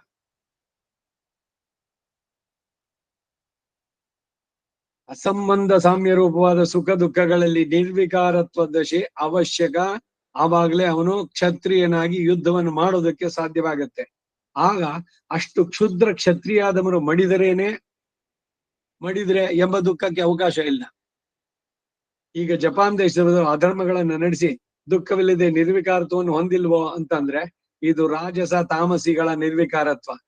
ಇಲ್ಲಿ ಹೇಳಿರೋದಾದ್ರೂ ಸಾತ್ವಿಕನಾದ ಶಾಸ್ತ್ರ ಧರ್ಮ ಪರನಾದವನ ನಿರ್ವಿಕಾರತ್ವ. ಸುಖ ದುಃಖ ನಿರ್ವಿಕಾರತ್ವ ರೂಪ ಯೋಗ ಪರಾಕಾಷ್ಠ ದಶೆಯನ್ನ ಹೇಳಿ ಯಾವಾಗ ಶ್ರೀಕೃಷ್ಣ ಭಗವಾನ್ರವರು ಸುಮ್ಮನಾದ್ರೋ ಆಗ ಅದನ್ನು ಹೊಂದಬೇಕಾದ್ರೆ ಮನಸ್ಸು ಪ್ರಬಲ ವಿರೋಧಿ ಆಯ್ತಲ್ಲ. ಬಾಹ್ಯ ವಿಷಯಾನುಭವಗಳು ಮನಸ್ಸಿನ ದ್ವಾರ ಉಂಟಾಗಿ ಅಂತಹ ನಿರ್ವಿಕಾರ ದಶೆ ಪ್ರಾಪ್ತಿಗೆ ಮನಸ್ಸು ವಿರೋಧಿಯಾಗಿ ಪರಿಣಮಿಸುತ್ತಲ್ಲ ಎಂದು ಯೋಚಿಸಿ ಅಂತಹ ಮನಸ್ಸಿನ ಜಯಕ್ಕೆ ಸರಿಯಾದ ಉಪಾಯ ಏನು ಎಂದು ತಿಳಿಯಬೇಕು ಎಂಬ ಆಶೆಯಿಂದ ಅರ್ಜುನ ಪುನಃ ಮುಂದಿನ 2 ಶ್ಲೋಕಗಳ ಮೂಲಕ ಪ್ರಶ್ನೆ ಮಾಡ್ತಾನೆ. ಒಂದಕ್ಕೊಂದಕ್ಕೆ ಸಂಬಂಧಗಳನ್ನು ಎಷ್ಟು ಚೆನ್ನಾಗಿ ಕೊಡ್ತಾ ಇದ್ದಾರೆ ನೋಡಿ. ಅರ್ಜುನ ಉವಾಚ 33ನೇ ಶ್ಲೋಕ. ಯೋಯಂ ಯೋಗಸ್ತ್ವಯಾ ಪ್ರೋಕ್ತ ಸಾಮ್ಯೇನ ಮಧುಸೂದನ ಏತಸ್ಯಾಹಂ ನ ಪಶ್ಯಾಮಿ ಚಂಚಲತ್ವಾತ್ ಸ್ಥಿತಿಂ ಸ್ಥಿರಾಂ. 34ನೇ ಶ್ಲೋಕ. ಚಂಚಲಂ ವಿಮನ ಕೃಷ್ಣ ಪ್ರಮಾಥಿ ಬಲವದೃಢಂ ತಸ್ಯಾಹಂ ನಿಗ್ರಹಂ ಮನ್ಯೆ ವಾಯೋರಿವ ಸುದುಷ್ಕರಂ. ಇಲ್ಲ ಅರ್ಜುನ ಹೇಳಿದ ಪ್ರಶ್ನೆ ಇದೆ 2. ಮೂಲಕ್ಕೆ ಇವಾಗ ಅರ್ಥ. ಅರ್ಜುನ ಹೇಳ್ತಾ ಇದ್ದಾನೆ ಅಂದ್ರೆ ಪ್ರಶ್ನಿಸ್ತಾ ಇದ್ದಾನೆ, ಏನು ಪ್ರಶ್ನೆಗೆ ಕಾರಣ ಅಂತಂದ್ರೆ ಶ್ರೀಕೃಷ್ಣ ಭಗವಾನ್ ಅವರು ಉಪದೇಶಿಸಿರೋದು, ಹೇ ಅರ್ಜುನನೇ, ನೀನು ಕರ್ಮ ಯೋಗಿಯಾಗಿ ಈ 4 ವಿಧ ಸಾಮ್ಯ ಬುದ್ಧಿಯನ್ನು ಹೊಂದಬೇಕು ಎಂಬುದಾಗಿ. ಇಂತಹ ಸಾಮ್ಯ ಬುದ್ಧಿ ಹೇಗೆ ಸಾಧ್ಯ? ಸಾಧಾರಣವಾಗಿ ನಮಗೆ ಇರೋದೆಲ್ಲ ಭೇದ ಬುದ್ಧಿಯ. ಅವನು ಶಕ್ತನು, ಇವನು ಅಶಕ್ತ, ಇವನು ಕೃಶ, ಅವನು ಸ್ಥೂಲ, ಇವನು ಜ್ಞಾನಿ, ಅವನು ಅಜ್ಞಾನಿ ಇತ್ಯಾದಿ ಭೇದ ಬುದ್ಧಿಯ. ಎಲ್ಲ ಕಡೆನೂ ಬರೀ ದ್ವಂದ್ವಗಳೇ ಕಾಣಿಸೋದು ನಮಗೆ. ಅವನು ಶ್ರೀಮಂತ, ಇವನು ದಾರಿದ್ರ್ಯ, ಇವನಿಗೆ ಅವನಿಗೆ ವಯಸ್ಸಾಯ್ತು, ಅವನು ರೋಗಿಷ್ಠ, ಇವನು ಪೂರ್ಣ ಆರೋಗ್ಯದಿಂದ ಇರೋದು. ಬರೀ ಭೇದಗಳೇನೆ ಕಾಣಿಸೋದು. ಇಂತಹ ಸಮಬುದ್ಧಿಯು ಸರ್ವಜ್ಞರಾದ ತಮಗೆ ಈಗ ಸಾಧ್ಯ. ಯಾರಿಗೆ? ಕೃಷ್ಣನಿಗೆ. ನಮಗೆ ಸಾಧ್ಯವೇ? ಅದು ಅಲ್ಲದೆ 5-6ನೇ ಶ್ಲೋಕದಲ್ಲಿ ಮನಸ್ಸೇ ಆತ್ಮನಿಗೆ ಬಂಧವಾಗಿ ಮನಸ್ಸೇ ಆತ್ಮನಿಗೆ ಶತ್ರು ಆಗಬಹುದು ಎಂದು ಆ ಮನಸ್ಸನ್ನು ಜಯಿಸಬೇಕು ಅಂತ ಉಪದೇಶಿಸಿ, ಅಂತ ಮನಸ್ಸೀಗ ಈ ಯೋಗವನ್ನ ನಿರ್ವಹಿಸತಕ್ಕದ್ದು ಅಂತ ತಿಳಿಸಿದ್ರಿ.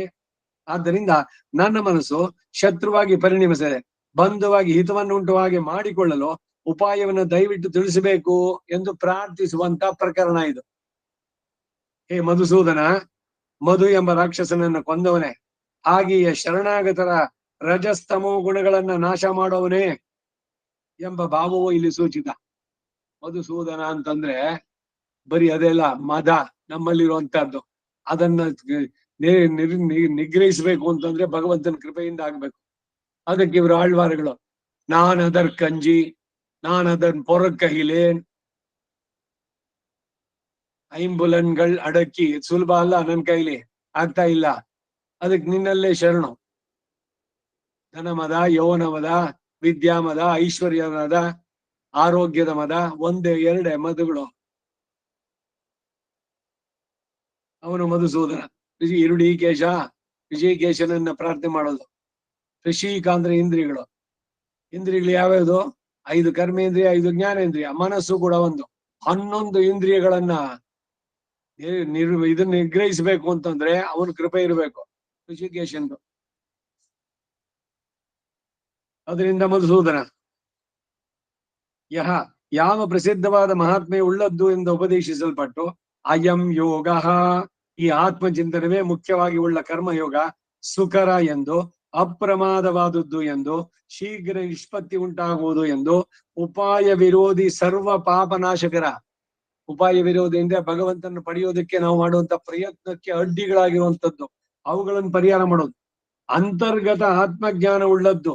ಆದ್ದರಿಂದ ಆತ್ಮರೆಲ್ಲ ಜ್ಞಾನೈಕಾಕಾರತೆಯಿಂದ ಪರಸ್ಪರ ಸಮ ಎಂದು ಮತ್ತು ಪರಮಾತ್ಮನಿಗೂ ಸಮರು ಎಂದು, ಪರಮಾತ್ಮ ಶರೀರವಾಗಿ ಅಪೃಥಕ್ ಸಿದ್ಧ ವಿಶೇಷಣವಾಗಿ ಪರಮಾತ್ಮನೊಂದಿಗೆ ಏಕೀಭವಿಸುತ್ತಾರೆ ಎಂದು ಪೂರ್ಣ ಪರಿಪಕ್ವ ದಶೆಯಲ್ಲಿ ಸುಖ ದುಃಖಗಳು ಆತ್ಮನಿಗೆ ಸಂಬಂಧಿಸಿದಲ್ಲವಾದ್ದರಿಂದ ಈ ವಿಷಯದಲ್ಲಿ ಎಲ್ಲರೂ ಸಮ ಎಂದು ಯಾವ ಕರ್ಮಯೋಗ ಸ್ತುತಿಸಲ್ಪಟ್ಟಿತೋ, ಅಯಂ ಯೋಗ, ಅಂತಹ ಯೋಗವು ತ್ವಯ, ನಿನ್ನಿಂದ, ಸಾಮ್ಯೇನ, ಮೇಲೆ ಉಪಪಾದಿಸಲ್ಪಟ್ಟಂತ ಸಮಭಾವದಿಂದ ಪ್ರೋಕ್ತ, ಬಹು ವಿಶದವಾಗಿ ಉಪದೇಶಿಸಲ್ಪಟ್ಟಿತೋ, ಏತಸ್ಯ, ಅಂತಹ ಈ ಕರ್ಮಯೋಗದ ಸ್ಥಿರಾಂ ಸ್ಥಿತಿ, ಅಪ್ರಕಂಪ್ಯವಾದ ಸ್ಥಿತಿ. ಪ್ರಕಂಪನ ಎಂದು, ಕಂಪನ ಅಂದ್ರೆ ಶೇಕ್ ಆಗೋದು, ಪ್ರಕಂಪನ ಪ್ರಬಲವಾಗಿ ಶೇಕರಾಗೋದು, ಅಪ್ರಕಂಪನ ಅಂದ್ರೆ ಇಲ್ದಲ್ಲಿ ಇರುವಂತಹದ್ದು, ಅಪ್ರಕಂಪ ಸ್ಥಿತಿ. ಅಹಂ, ಪ್ರಕೃತಿ ಸಂಬಂಧದಿಂದ ಕರ್ಮಬಂಧಕ್ಕೆ ಸಿಲುಕಿರುವ ನಾನು, ಚಂಚಲತ್ವಾತೆ, ಮನಸ್ಸಿನ ಚಂಚಲ ಸ್ವಭಾವದಿಂದ, ನ ಪಶ್ಯಾಮಿ, ನನಗೆ ಕಾಣಿಸೋಕಾಗ್ತಾ ಇಲ್ಲ, ನಾನು ಅದನ್ನ ಕಾಣ್ಲಿಲ್ಲ. ಯೋಗದ ದೃಢವಾದ ಸ್ಥಿತಿಯನ್ನು ಹೊಂದುವುದು ಕರ್ಮವಶ್ಯನಾಗಿ ಮನಸ್ಸಿಗೆ ವಶವಾಗಿರುವ ತನಗೆ ಸುಲಭ ಸಾಧ್ಯವಲ್ಲ ಎಂಬ ಭಾವ.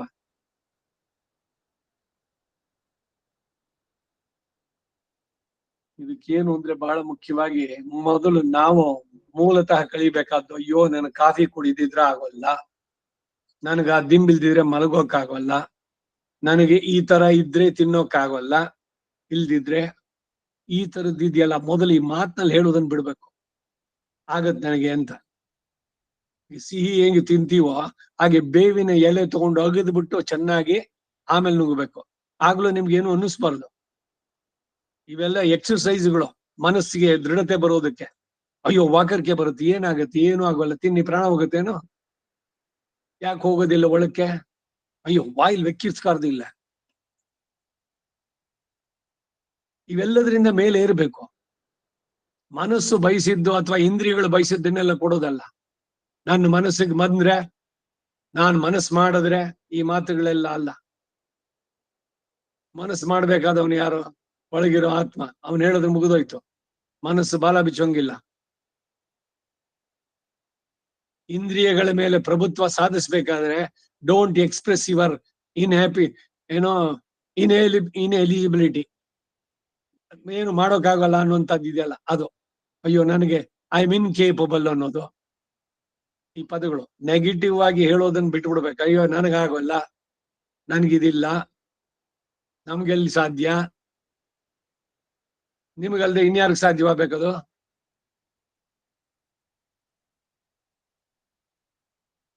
ಏನೋಪ್ಪ ಅವ್ರೇನೋ ಆಳ್ವಾರ್ಗಳು ಕಂಡ್ರು, ರಾಮಕೃಷ್ಣ ಪರಮಹಂಸರು ನೋಡಿದ್ರು, ಇನ್ಯಾರೋ ಇವ್ರು ಮಾಡಿದ್ರು, ಅವ್ರು ಮಾಡಿದ್ರು. ಅವ್ರಿಗೆ ಮಾಡದ್ಮೇಲೆ ನಿಮ್ಗೆ ಯಾಕೆ ಆಗೋಲ್ಲ? ಅವ್ರಿಗೇನ್ ಬೇರೆ ಏನಾದ್ರು ಇತ್ತಾ? ಬೇರೆ ಎಕ್ಸ್ಟ್ರಾ ಕೈ ಕಾಲು ಅಥವಾ ತಲೆ 2 3 4 ಇತ್ತಾ? ನಿಮ್ಮಂತೆ ಮನುಷ್ಯರೇ ತಾನೆ ಅವರು. ಅವ್ರೇನ್ ಕಂಡ್ಕೊಂಡ್ರು ದೇವ್ರನ್ನ? ಮನುಷ್ಯರಾದ ಅವ್ರಿಗೆ ಸಾಧ್ಯವಾದ ಮೇಲೆ ನಿಮಗೋದು ಸಾಧ್ಯವಾಗ್ಬೇಕು. ಹಾಗೆ ಯಾಕೆ ಯೋಚನೆ ಮಾಡಬಾರ್ದು? ಅಯ್ಯೋ ಅವ ರೊಂಬ ಶ್ರುತಿ ಅವಡುಂಗ, ಅವಳ್ ಗಿಟ್ಟ ಅದ್ ಸಾಧ್ಯ, ನಮ್ ಗಿಟ್ಟ ಪಂಡಿತಕ್ಕೆ ಸಾಧ್ಯ ಮಾರ್ದ. ಅಲ್ಲೇನೆ ನಾವು ವಿ ಅಕ್ಸೆಪ್ಟ್ ದಿ ಡಿಫೀಟ್. ಅಂದ್ರೆ ಮೈಂಡ್ ಸೂಪರ್ ಸೀಡಿಂಗ್ ಅವರ ಆತ್ಮನ ವಿವೇಕವನ್ನ. ನನಗಾಗೋದೇ ಇಲ್ಲ, ಅದು ಇಲ್ದಿದ್ದೇ ಇದ್ರೆ ಐ ಕೆನಾಟ್. ಇಂಥದ್ದು ಮನಸ್ಸಿನ ಸ್ಥಿತಿಯೋ ಅಥವಾ ಅದನ್ನ ಉತ್ಪ್ರೇಕ್ಷೆ ಹೇಳೋದೋ, ಮಾನಸಿಕವಾಗಿ ಅನ್ಕೊಳ್ಳೋದು, ಇದೆಲ್ಲ ಮನಸ್ಸಿನ ವೀಕ್ನೆಸ್ ಅನ್ನ ತೋರಿಸುತ್ತಷ್ಟೇ ಹೊರತು ಅದರಿಂದ ಏನು ದೊಡ್ಡತನ ಅಲ್ಲ. ಅದು ನಿಗ್ರಹಿಸ್ಬೇಕು. ಯಾರು ಮಾಡ್ಬೇಕದ್ನ? ಬೇರೆಯವ್ರು ಮಾಡ್ಲಿಕ್ಕಾಗತ್ತಾ?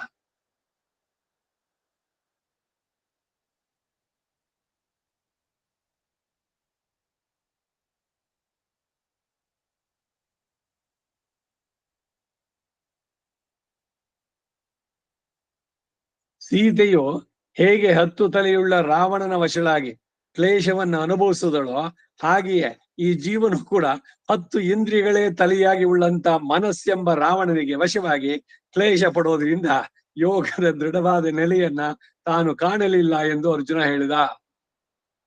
ಇಲ್ಲಿ ಸೀತೆ ಯಾರು? ಜೀವಾತ್ಮ. ಇವನನ್ನ ಹಿಡ್ಕೊಂಡಿರೋ ನೀ 10 ಇಂದ್ರಿಯಗಳು, 10 ತಲೆ ರಾವಣ. ರಾವಣನ 10 ಶಿರವೇನ್, ನರನು 100 ಶಿರನು. ಮುಕುಂದಿಮನ ಕಗ್ಗದಲ್ಲಿ ಅದೇನ್ ರಾವಣನ 10 ತಲೆ, ಇವನಿಗೆ 100 ತಲೆನಲ್ಲಿ ಗೂಬೆ, ಕೋಗಿಲೆ, ಕಾಗೆ ಎಲ್ಲಾ ಪಕ್ಷಿಗಳು ಇವೆ. ಒಂದೊಂದು ಇದನ್ನ ಇವನ ಮನಸ್ಸು ನೆಮ್ಮದಿಯಾಗಿರೋಗ್ ಬಿಡುತ್ತೋ? ನಿಗ್ರಹ ಇಲ್ದಿದ್ರೆ ಹೇಗೆ ಸಾಧ್ಯ ಅನ್ನೋದಕ್ಕೆ. ದಶೇಂದ್ರಿಯಾನನಂ ಘೋರಂ ಯೇ ಮನೋ ರಜನೀಚರಂ ವಿವೇಕ ಶರಜಾಲೇನ ಶಮಂ ನಯತಿ ಯೋಗಿನ ಎಂದು. ಎರಡನೇದು ದರ್ಪೋದಗ್ರ ದಶೇಂದ್ರಿಯಾನನ ಮನೋ ನಕ್ತಂಚರಾಧಿಷ್ಠಿತೆ ದೇಹೇಸ್ಮಿನ್ ಭವಸಿಂಧುನ ಪರಿಗತೆ ದೀನಾಂ ದಶಾಮಾಸ್ಥಿತಃ. ಈ 2 ಶ್ಲೋಕಗಳು ಅನುಸಂಧೇಯ. ಯಾವ ಶುಭಾಶ್ರಯವುಳ್ಳ ಸರ್ವೇಶ್ವರನು ಯೋಗಿಗಳಿಗೆ ಅನುಗ್ರಹ ಮಾಡೋದಕ್ಕಾಗಿ 10 ಇಂದ್ರಿಯಗಳನ್ನೇ 10 ಮುಖವಾನನಾಗಿ ಉಳ್ಳಂತ ಮನಸ್ಸೆಂಬ ರಾವಣನನ್ನ ವಿವೇಕ ಎಂಬ ಬಾಣ ಸಮೂಹದಿಂದ ನಿಗ್ರಹಿಸುವ ಹಾಗೆ ಮಾಡ್ತಾನೋ, ಸದ್ಯೇಯ ಎಂದು ಮುಂದೆ ಇದೆ. ಮತ್ತು ಅಹಂಕಾರದಿಂದ ಮದಿಸಿದ 10 ಇಂದ್ರಿಯಗಳನ್ನೇ 10 ಮುಖವಾಗಿ ಉಳ್ಳ ರಾವಣನಿಂದ ಅಧಿಷ್ಠಿತವಾದ ಈ ದೇಹ ಎಂಬ ಲಂಕೆಯಲ್ಲಿ ಇರುವವನಾಗಿ ಈ ಆತ್ಮನು ದೀನದಶೆಯನ್ನು ಹೊಂದಿದ್ದಾನೆ ಎಂಬುದು ಈ ಮೇಲಿನ 2 ಶ್ಲೋಕದ ಅರ್ಥ. ಹೇ ಕೃಷ್ಣ, ಅಂತಹ ದುರುಳ ಮನಸ್ಸನ್ನು ಕೂಡ ಭಕ್ತರ ವಿಷಯದಲ್ಲಿ ಆಕರ್ಷಿಸಿ ವಿವೇಕವನ್ನು ಕೊಟ್ಟು ರುಜುವಾಗಿ ಮಾಡುವ ಶಕ್ತಿಯುಳ್ಳಂತಹ ಶ್ರೀಕೃಷ್ಣನೇ, ಇವನೇ ಋಷಿಕೇಶ. ಮನಸ್ಸು ಚಂಚಲಮ್ಮಿ, ಚಂಚಲ ಎಂಬುದು ಸಿದ್ಧ. ಬಲಿಷ್ಠವಾದದ್ದಾಗಿ ಅಥವಾ ಬಲಾತ್ಕಾರವಾಗಿ, ದೃಢವಾಗಿಯೋ ಪ್ರಮಾಥಿ ವ್ಯಾಕುಲವನ್ನು ಉಂಟು ಮಾಡುವಂತ ಶಿಲುವಳ್ಳದು. ಮನಸ್ಸಿನ ದಾರ್ಢ್ಯ ಏತರಲಿ ಅಂದ್ರೆ ಇಂದ್ರಿಯಗಳನ್ನ ಜಿಕ್ವೇಕತೋ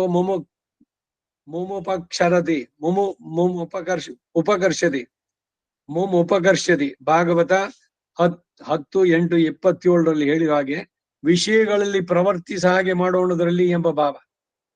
ನಾಲಿಗೆ ರುಚಿಯನ್ನ ನೋಡಿದ ಮೇಲೆ ಅದನ್ನ ಇನ್ನೊಂದಷ್ಟು ಬಯಸೋದು, ಬೇರೆ ಬೇರೆ ಇಂದ್ರಿಯಗಳು ಅದಕ್ಕಾಗಿ ಎಲ್ಲ ವಿಚಾರಣೆಗೆ. ಈ ಕಣ್ಣು ಏನೋ ಒಂದ್ ನೋಡ್ತು, ಅಯ್ಯೋ ಚೆನ್ನಾಗಿದೆ ಅದು ಅಂತ. ಇಲ್ಲ ಮೂಗಿನ ಆಗ್ರಹಣ, ಹೋಗ್ಬೇಕಾದ್ರೆ ಯಾವ್ದೋ ಪಕೋಡನೋ ಮತ್ತೊಂದೋ ವಾಸನೆ, ಎಷ್ಟು ಚೆನ್ನಾಗಿದೆ.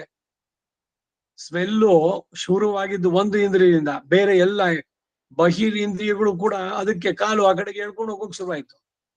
ಎಷ್ಟು ಬೇಗ ಸಂದೇಶ ಮೆದುಳಿಗೆ ಹೋಗಿ ಅಲ್ಲಿಂದ ಮಾಡಿ, ಅಷ್ಟರಲ್ಲೇ ಇದು ಒಳಗಡೆ ದ್ವಂದ್ವ, ಮನಸ್ಸಿಗೂ ವಿವೇಕಕ್ಕೂ ಅಯ್ಯಯ್ಯೋ ಅದೆಲ್ಲ ಬೇಡ, ರಸ್ತೆನಲ್ಲಿರೋದು ಎಲ್ಲಿ ಏನ್ ಮಾಡಿರ್ತಾರೋ ಏನೋ, ಅಯ್ಯೋ ದಿವ್ಸ ತಿಂತೀವ, ಇವತ್ತೊಂದ್ ದಿವ್ಸ ತಾನೆ, ಮನೆಗೆ ಹೋಗಿ ಒಂದು ಆಂಟಾಸಿಡ್ ಮಾತ್ರೆ ತಿಂದ್ಬಿಟ್ರಾಯ್ತು, ಬಿಸಿ ಬಿಸಿಯಾಗಿ ಗರಿ ಏರಿಯಾಗಿ ಮಾಡಿದ್ದಾನೆ. ಹೀಗೆ ಮನಸ್ಸಿಗೆ ದಾಸರಾಗ್ತೀವಿ, ಬೇರೆ ಇಂದ್ರಿಯಗಳು ಅದಕ್ಕೆ ಹೆಂಗ್ ಫಾಲೋ ಮಾಡುತ್ತೆ ಅನ್ನೋದು ಹೇಳ್ತಾ ಇದ್ದಾರೆ. ವಿಷಯಗಳಲ್ಲಿ ಪ್ರವರ್ತಿಸುವ ಹಾಗೆ ಮಾಡುವಂತಹದ್ದು. ತಸ್ಯ ಅಂತಹ ಪ್ರಬಲ ವೈರಿಯಾದ ಮನಸ್ಸಿಗೆ ನಿಗ್ರಹವು ವಾಯೋರಿವ, ಪ್ರಬಲ ಜಂಜಾಮಾರುತಕ್ಕೆ ಹೇಗೆ ತಡೆಯೋ, ಸುದುಷ್ಕರವೋ, ಬಹಳ ಕಷ್ಟ ಸಾಧ್ಯವೋ ಹಾಗೆ ತುಂಬಾ ಕಷ್ಟ ಸಾಧ್ಯ. ಈ ಟಾರ್ನೆಡೋಸ್ ಅಂತಾರೆ ಹೊರದೇಶಗಳಲ್ಲಿ, ಸಮತಟ್ಟಾದಂತಹ ಜಾಗ, ಹೆಚ್ಚಿಗೆ ಏನಿರೋಲ್ಲ, ಒಂದು ಸುಂಟರ್ ಗಾಳಿ ತರ ಬಂದ್ರೆ ಚಂಡಮಾರುತ. ಸಮುದ್ರದಲ್ಲಿ ಎಲ್ಲೋ ಡಿಪ್ರೆಷನ್ ಇದರಿಂದ ಉಂಟಾಗಿ ಸುತ್ತಕೊಂಡು ಬರೋದು, ನೆಲದ ಮೇಲೆ ಅಪ್ಪಳಿಸಿದ್ರೆ, ಇವಾಗ ಆಂಧ್ರ ನಾಳೆ ದಿವಸ ಇದೆ ಅಂತ, ಅಲ್ಲಿಂದ ಶುರುವಾಗಿ ಬಂದಿದ್ದು. ಅದು ಯಾವಾಗ ಟಚ್ ಆಗತ್ತೆ, ಅದರ ಅಂತಾರೆ ಕೇಂದ್ರ ಬಿಂದು, ಅದು ಎಲ್ಲಿಗೆ ಇದೆ, ಆ ಸ್ಪೀಡು, ಅದರಿಂದ ಸುತ್ತಮುತ್ತಲು ಎಷ್ಟು ಜಾಗಕ್ಕೆ ಅದ್ರ ಮಳೆ ಇವೆಲ್ಲ ಬರುವಂತಹದ್ದು ಎಷ್ಟು ಪ್ರಖರವಾಗಿದೆ. ಇವರೆಲ್ಲ ಹೇಳ್ಬೋದು ಅಷ್ಟೇ, ಇದ್ ನಿಲ್ಸೋಕ್ ಸಾಧ್ಯನಾ? ಇಲ್ಲಿ ತನಕ ವಿಜ್ಞಾನ ಇಷ್ಟೆಲ್ಲ ಮುಂದುವರ್ತಲ್ಲ, ಎಲ್ಲೋ ಡಿಪ್ರೆಷನ್ ಇನ್ನೇನ್ ಶುರುವಾಯ್ತು, ಅದು ಡೆವಲಪ್ ಆಗ್ತಾ ಇದೆ, ಅದನ್ನ ತೆಗಿಲಿ ನೋಡೋಣ. ಈ ಚಂಡಮಾರುತಕ್ಕೆ ಸಿಕ್ಕಂತ ಮನೆಗಳು ಎಲ್ಲ ಒಳ್ಳೆ ಮ್ಯಾಚ್ ಬಾಕ್ಸ್ ತರ ಹೊಟ್ಟೋಗ್ತಾ ಇರುತ್ತೆ ಎಲ್ಲ. ಅದಕ್ಕೆ ಅವರು ಸಿಮೆಂಟ್ ನಲ್ಲಿ ಮಾಡೋಲ್ಲ ಮನೆಗಳನ್ನು ಕಟ್ಟೋದು, ಮರದಲ್ಲಿ ಮಾಡಿದೆಲ್ಲ. ಪ್ರತಿ ಒಂದು ಮನೇನು ಒಂದು ಸೆಲ್ಲರ್ ಇರ್ಬೇಕು ಕೆಳಗಡೆ. ಇವಾಗ ಬಂತು ಅನ್ನೋದು, ಬರ್ತಾ ಇದೆ ಅನ್ನೋದು ಸೂಚನೆ ಅಲ್ಲಿ ಬಂದಿದ ತಕ್ಷಣ ಎಲ್ರು ಓಡೋಗ್ತಾರೆ ಸೆಲ್ಲರ್ ಒಳಗ್ ಕೂತ್ಕೊಳ್ಳೋದು. ಯಾರಿಗೂ ಜೀವದ ಅಪಾಯ ಆಗ್ಬಾರ್ದು. ಮನೆಯೆಲ್ಲ ಕಿತ್ಕೊಂಡು ಏನಿದೆಯೋ ಎಲ್ಲ ಆರಿಸ್ಕೊಂಡು ಹೊಟ್ಟೋಗುತ್ತೆ, ಆಮೇಲೆ ಮತ್ತೆ ಮಾಡ್ಕೊಳ್ಬಹುದು. ಆದ್ರೆ ಜೀವ ಅದನ್ನು ಇದ್ ಮಾಡೋಕೆ, ಅದು ಚಂಡಮಾರುತವನ್ನೇ ನಿಲ್ಸೋಕ್ ಸಾಧ್ಯನೋ? ಪ್ರಕೃತಿಯ ಇದೇನೆ ದೈವಿ ಇದು ಅಂತ ಹೇಳುವಂತದ್ದು. ಭೂಕಂಪವಾಗೋದು, ಸುನಾಮಿನೋ, ಅಗ್ನಿ ಇದು ಪರ್ವತ ಸಿಡಿದು ಹೇಳುವಂತಹದ್ದು, ಇವುಗಳೆಲ್ಲ ದೈವ ವಿಕೋಪ ಅಂತ ಹೇಳೋದು. ತಾಪತ್ರಯಗಳಲ್ಲಿ ಅದಿ ದೈವಿಕ ಅನ್ನೋದು, ಇದು ದೈವಿಕವಾಗಿ ಬರುವಂತಹದ್ದು. ಇವನ್ ಹೇಳ್ತಾ ಇದ್ದಾನೆ, ಈ ಇಂದ್ರಿಯಗಳು ಎಷ್ಟು ಪ್ರಬಲವಾಗಿ ಬರುತ್ತೆ ಅಂದ್ರೆ ಚಂಡಮಾರುತದಂತೆ. ವಾಯೋರಿವ ಸುದುಷ್ಕರಂ, ಕಷ್ಟ ಸಾಧ್ಯ, ತುಂಬಾ ಕಷ್ಟ ಸಾಧ್ಯ ಎಂಬ ಅಭಿಪ್ರಾಯದಿಂದ ಸುದುಷ್ಕರಂ ಎಂಬ ಪ್ರಯೋಗ. ಪ್ರಯಾಸದಿಂದ ತಡೆದ್ರೂ ಕೂಡ ಪುನಃ ವಿಷಯಗಳ ಕಡೆಗೆ ಹೋಗುತ್ತೆ ಎಂಬ ಭಾವ. ಅದನ್ನು ತಡೆಯುವುದು ಸಾಧ್ಯವೇ ಇಲ್ಲ ಎಂಬ ಭಾವದಿಂದ ಹೇಳಿದ್ದಲ್ಲ ಇಲ್ಲಿ. ಕಷ್ಟ ಸಾಧ್ಯ ಅಂದ್ರು, ಸಾಧ್ಯನೇ ಇಲ್ಲ ಅಂತ ಹೇಳಿದ್ರೆ ಇದು. ಈಗ ಭಗವಂತ ನೋಡಕ್ ಸಾಧ್ಯನೋ? ಸಾಧ್ಯವಿಲ್ಲ. ಸಾಧ್ಯವಿಲ್ಲ ಅಂತ ಹೇಳಿದ್ಮೇಲೆ ಯಾಕೆ ನೋಡಕ್ ಹೋಗ್ತೀರಿ? ಕಷ್ಟ ಸಾಧ್ಯ ಅಂದ್ರು, ನೀವು ಕಷ್ಟಪಟ್ರೆ ಸಾಧ್ಯ ಆಗತ್ತೆ. ಮನಸ್ಸನ್ನ ನಿಗ್ರಹಿಸುವ ಉಪಾಯ ಕಷ್ಟತರವಾದದ್ದು. ಆದ್ದರಿಂದ ಈ ವಿಷಯದಲ್ಲಿ ಏನು ಮಾಡಬೇಕು ಅನ್ನೋದನ್ನ ದಯವಿಟ್ಟು ತಿಳಿಸಬೇಕು ಅನ್ನೋದು ಅಭಿಪ್ರಾಯ. ಎರಡು ಶ್ಲೋಕಗಳನ್ನು ಸೇರಿಸಿ ಅರ್ಥ ಹೇಳಿ. ಚಂಚಲಮ್ಮಿ ಮನ ಕೃಷ್ಣ ಪ್ರಮಾತಿ ಬಲವದ್ ದೃಢಂ ತಸ್ಯಾಹಂ ನಿಗ್ರಹಂ ಮನ್ಯೆ ವಾಯೋರಿವ ಸುದುಷ್ಕರ. 33-34ನೇ ಶ್ಲೋಕಗಳು. ಈಗ ಈ ಎರಡು ಶ್ಲೋಕಕ್ಕೆ ಸೇರಿಸಿ ರಾಮಾನುಜರ ಭಾಷ್ಯ. ಯೋಯಂ ದೇವ ಮನುಷ್ಯಾದಿ ಭೇದೇನ ಜೀವೇಶ್ವರ ಭೇದೇನ ಚ ಅತ್ಯಂತ ಭಿನ್ನತಯೈ ತಾವಂತಂ ಕಾಲ ಮನೋಭೂತೇಶು ಸರ್ವೇಶ್ವಾತ್ಮಸು ಜ್ಞಾನೈಕಾಕಾರತೆಯ ಪರಸ್ಪರ ಸಾಮ್ಯೇನ ಅಕರ್ಮವಶ್ಯತೆಯ ಚ ಈಶ್ವರ ಸಾಮ್ಯೇನ ಸರ್ವತ್ವ ದರ್ಶನ ರೂಪೋ ಯೋಗಸ್ತ್ವಯ ಪ್ರೋಕ್ತಃ. ಏತಸ್ಯ ಯೋಗಸ್ಯ ಸ್ಥಿರಾಂ ಸ್ಥಿತಿಂ ನ ಪಶ್ಯಾಮಿ ಮನಸಃ ಚಂಚಲತ್ವಾತ್ ತಥಾ ಹಿ ಅನವರತಾಭ್ಯಸ್ತ ವಿಷಯೇಷ್ವಪಿ ಸ್ವತಃ ಏವ ಚಂಚಲಂ ಪುರುಷೇಣೈಕತ್ರಾವಸ್ಥಾಪಯಿತುಂ ಅಶಕ್ಯಂ ಮನಃ ಪುರುಷಂ ಬಲಾತ್ ಪ್ರಮಥ್ಯ ದೃಢಂ ಅನ್ಯತ್ರ ಚರತಿ. ತಸ್ಯ ಸ್ವಾಭ್ಯಸ್ತ ವಿಷಯೇಷ್ವಪಿ ಚಂಚಲ ಸ್ವಭಾವಸ್ಯ ಮನಸಃ ತದ್ವಿಪರೀತಾಕಾರಾತ್ಮನಿ ಸ್ಥಾಪಯಿತುಂ ನಿಗ್ರಹಂ ಪ್ರತಿಕೂಲಗತೇರ್ ಮಹಾವಾತಸ್ಯ ವ್ಯಜನಾದಿನೇವ ದುಷ್ಕರಂ ಸುದುಷ್ಕರಂ ಅಹಂ ಮನ್ಯೆ ಮನೋನಿಗ್ರಹೋಪಾಯ ವಕ್ತವ್ಯ ಇತಿ ಅಭಿಪ್ರಾಯ. ಮನಸ್ಸನ್ನ ನಿಗ್ರಹಿಸೋದು ಹೇಗೆ ಅಂತ ಹೇಳಬೇಕು ಅನ್ನೋದಕ್ಕೆ ಈ ಎರಡು ಪ್ರಶ್ನೆಯಲ್ಲಿ ಕೇಳ್ತಾ ಇದ್ದಾನೆ. ನೋಡಿ, ಬಹಳ ಬಹಳ ಮುಖ್ಯವಾದಂತಹ ವಿಷಯ. ಮನಸ್ಸನ್ನ ನಿಗ್ರಹಿಸೋದು ಹೇಗೆ? How to control the mind. ಅದಕ್ಕೆ ಮನಸ್ಸು ಏನು ಅನ್ನೋದನ್ನ ತಿಳ್ಬೇಕು. ದಿ ಪವರ್ ಆಫ್ ಮೈಂಡ್ ಅಂತ ಒಂದು ಪುಸ್ತಕ ಇದೆ. ಅವನು ಡ್ಯುಯಲ್ ಕಾರ್ನಗಿ ಅಂತ ಒಬ್ಬ, ಅವನೊಂದಷ್ಟು ಬರೆದಿದ್ದಾನೆ. ಒಳ್ಳೆಯ ಚಿಂತನೆ ಇವುಗಳೆಲ್ಲ ಬರ್ಸೋದಕ್ಕೆ ಅಂತೆಲ್ಲ. ಇದ್ರಲ್ಲಿ ಪವರ್ ಆಫ್ ಮೈಂಡ್ ಅಂತ ಎಷ್ಟೆಲ್ಲ ವಿಷಯಗಳು ಚಿಂತನೆ ಮಾಡಿದ್ದಾರೆ ಅಂದ್ರೆ ಅದು ಬರುವಂತದ್ದು. ಈಗ ಈ ಭಾಷ್ಯದ ಅರ್ಥವನ್ನು ನೋಡ. ಯೋಗ ಮಹಾತ್ಮೆಯನ್ನ ನಿಗಮನ ಮಾಡಿ ಹೇಳುವ ಸಂದರ್ಭದಲ್ಲಿ ಸುಖ ದುಃಖಗಳಿಂದ ನಿರ್ವಿಕಾರತ್ವ ಉಪದೇಶಿಸಲ್ಪಟ್ಟಿತು. ಸುಖನೂ ಪಡಬೇಡಿ, ದುಃಖನೂ ಪಡಬೇಡಿ, ಎರಡು ನಿಮ್ಗೆ ಸಂಬಂಧಿಸಿದ್ದಲ್ಲ. ಆ ಕನೆಕ್ಷನ್ ಕಟ್ ಮಾಡ್ಕೊಳ್ಳಿ. ಮನಸ್ಸಿನಲ್ಲಿ ಆ ಫೀಲಿಂಗ್ ಇದೆಯಲ್ಲ, you cut that feeling. There should be no feeling at all. ಸುಖ ಅನ್ನೋದೇನು, ದುಃಖ ಅನ್ನೋದೇನು? ಒಂದು ಭಾವ. ನೀವು ಅದನ್ನ ತೆಗೆದ್ಬಿಡಿ. ಸುಖವೂ ಇಲ್ಲ, ದುಃಖವೂ ಇಲ್ವಾ, ಆ ಮಟ್ಟಕೋಬೇಕು.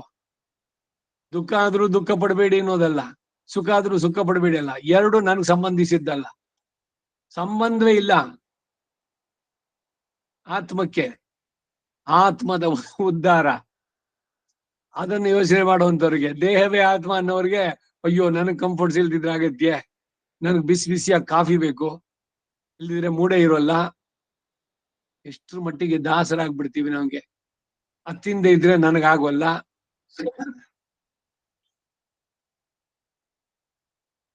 ಎಷ್ಟ್ರ ಮಟ್ಟಿಗೆಲ್ಲ ಈಗ ಏನೋ ಒಂದ್ ಸಿಹಿನೋ ಯಾವ್ದೋ ತಂದ್ರು, ಎಲ್ರಿಗೂ ಒಂಚೂರು ಕೊಟ್ರು, ಕಡೆನಲ್ಲಿ ಇವನಿಗೆ ಒಂದೇ ಚೂರು ಸಿಕ್ತು, ಸಿಗ್ಲಿಲ್ಲ ಅಂತ ಅಯ್ಯೋ ತಿನ್ಬೇಕಾಗಿತ್ತು ನಾನು. ಅದಕ್ಕೇನು ಅಂದ್ರೆ ಇವನು ಇಲ್ಲಿಂದ ಹೋಗಿ ಆ ಅಂಗಡಿಗೆ ಹೋಗಿ ನಿಂತು ಅದರಲ್ಲಿ 1 ಗಂಟೆ, ಅಲ್ಲಿಂದ ಒಂದು ಬಾಕ್ಸ್ ತಗೊಂಡ್ಬಂದು ಇಷ್ಟೆಲ್ಲ ಮಾಡಿಸಿದ್ಯಾವುದು? ಮನಸ್ಸು. ಅದನ್ನ ತಿನ್ಬೇಕು ಅನ್ನುವ ಬಯಕೆ. ಅದಕ್ಕಾಗಿ ಏನ್ ಬೇಕಾದ್ರೂ ಮಾಡೋಣ.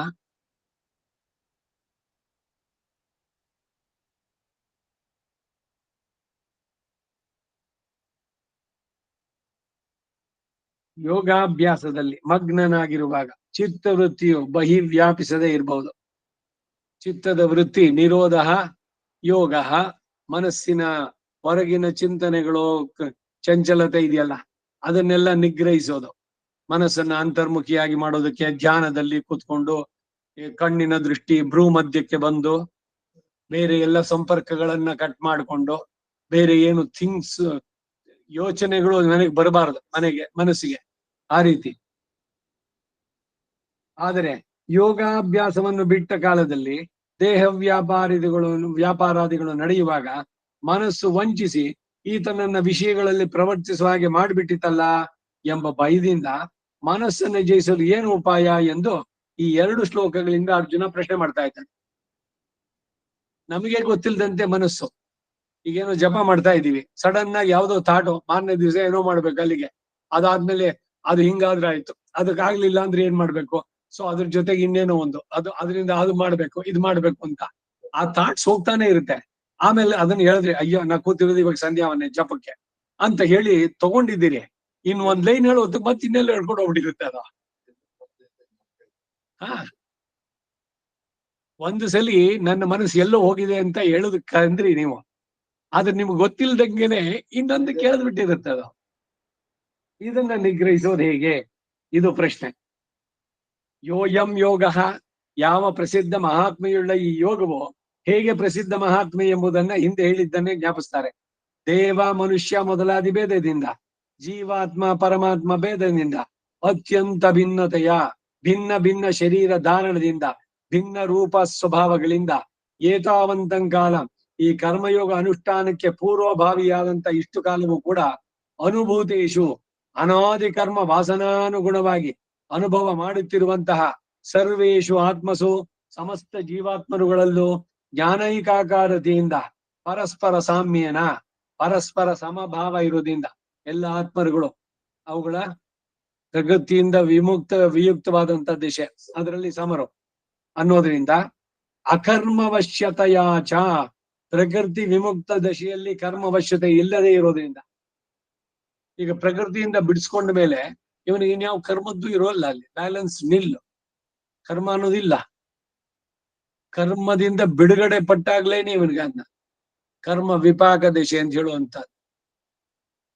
ಆ ಸ್ಥಿತಿಯಲ್ಲಿ ಈಶ್ವರ ಸಾಮ್ಯೇನ, ಪರಮಾತ್ಮನೊಂದಿಗೆ ಸಮಭಾವ ಇರೋದ್ರಿಂದಲೂ ಸಹ ಸರ್ವತ್ರ ಎಲ್ಲ ಚೇತನರ ವಿಷಯದಲ್ಲೂ ಸಮದರ್ಶನ ರೂಪವಾದ ಈ ಆತ್ಮಚಿಂತನ ರೂಪ ಯೋಗವು ತ್ವಯಾ ಪ್ರೋಕ್ತ, ನಿನ್ನಿಂದ ಹೇಳಲ್ಪಟ್ಟಿತೋ.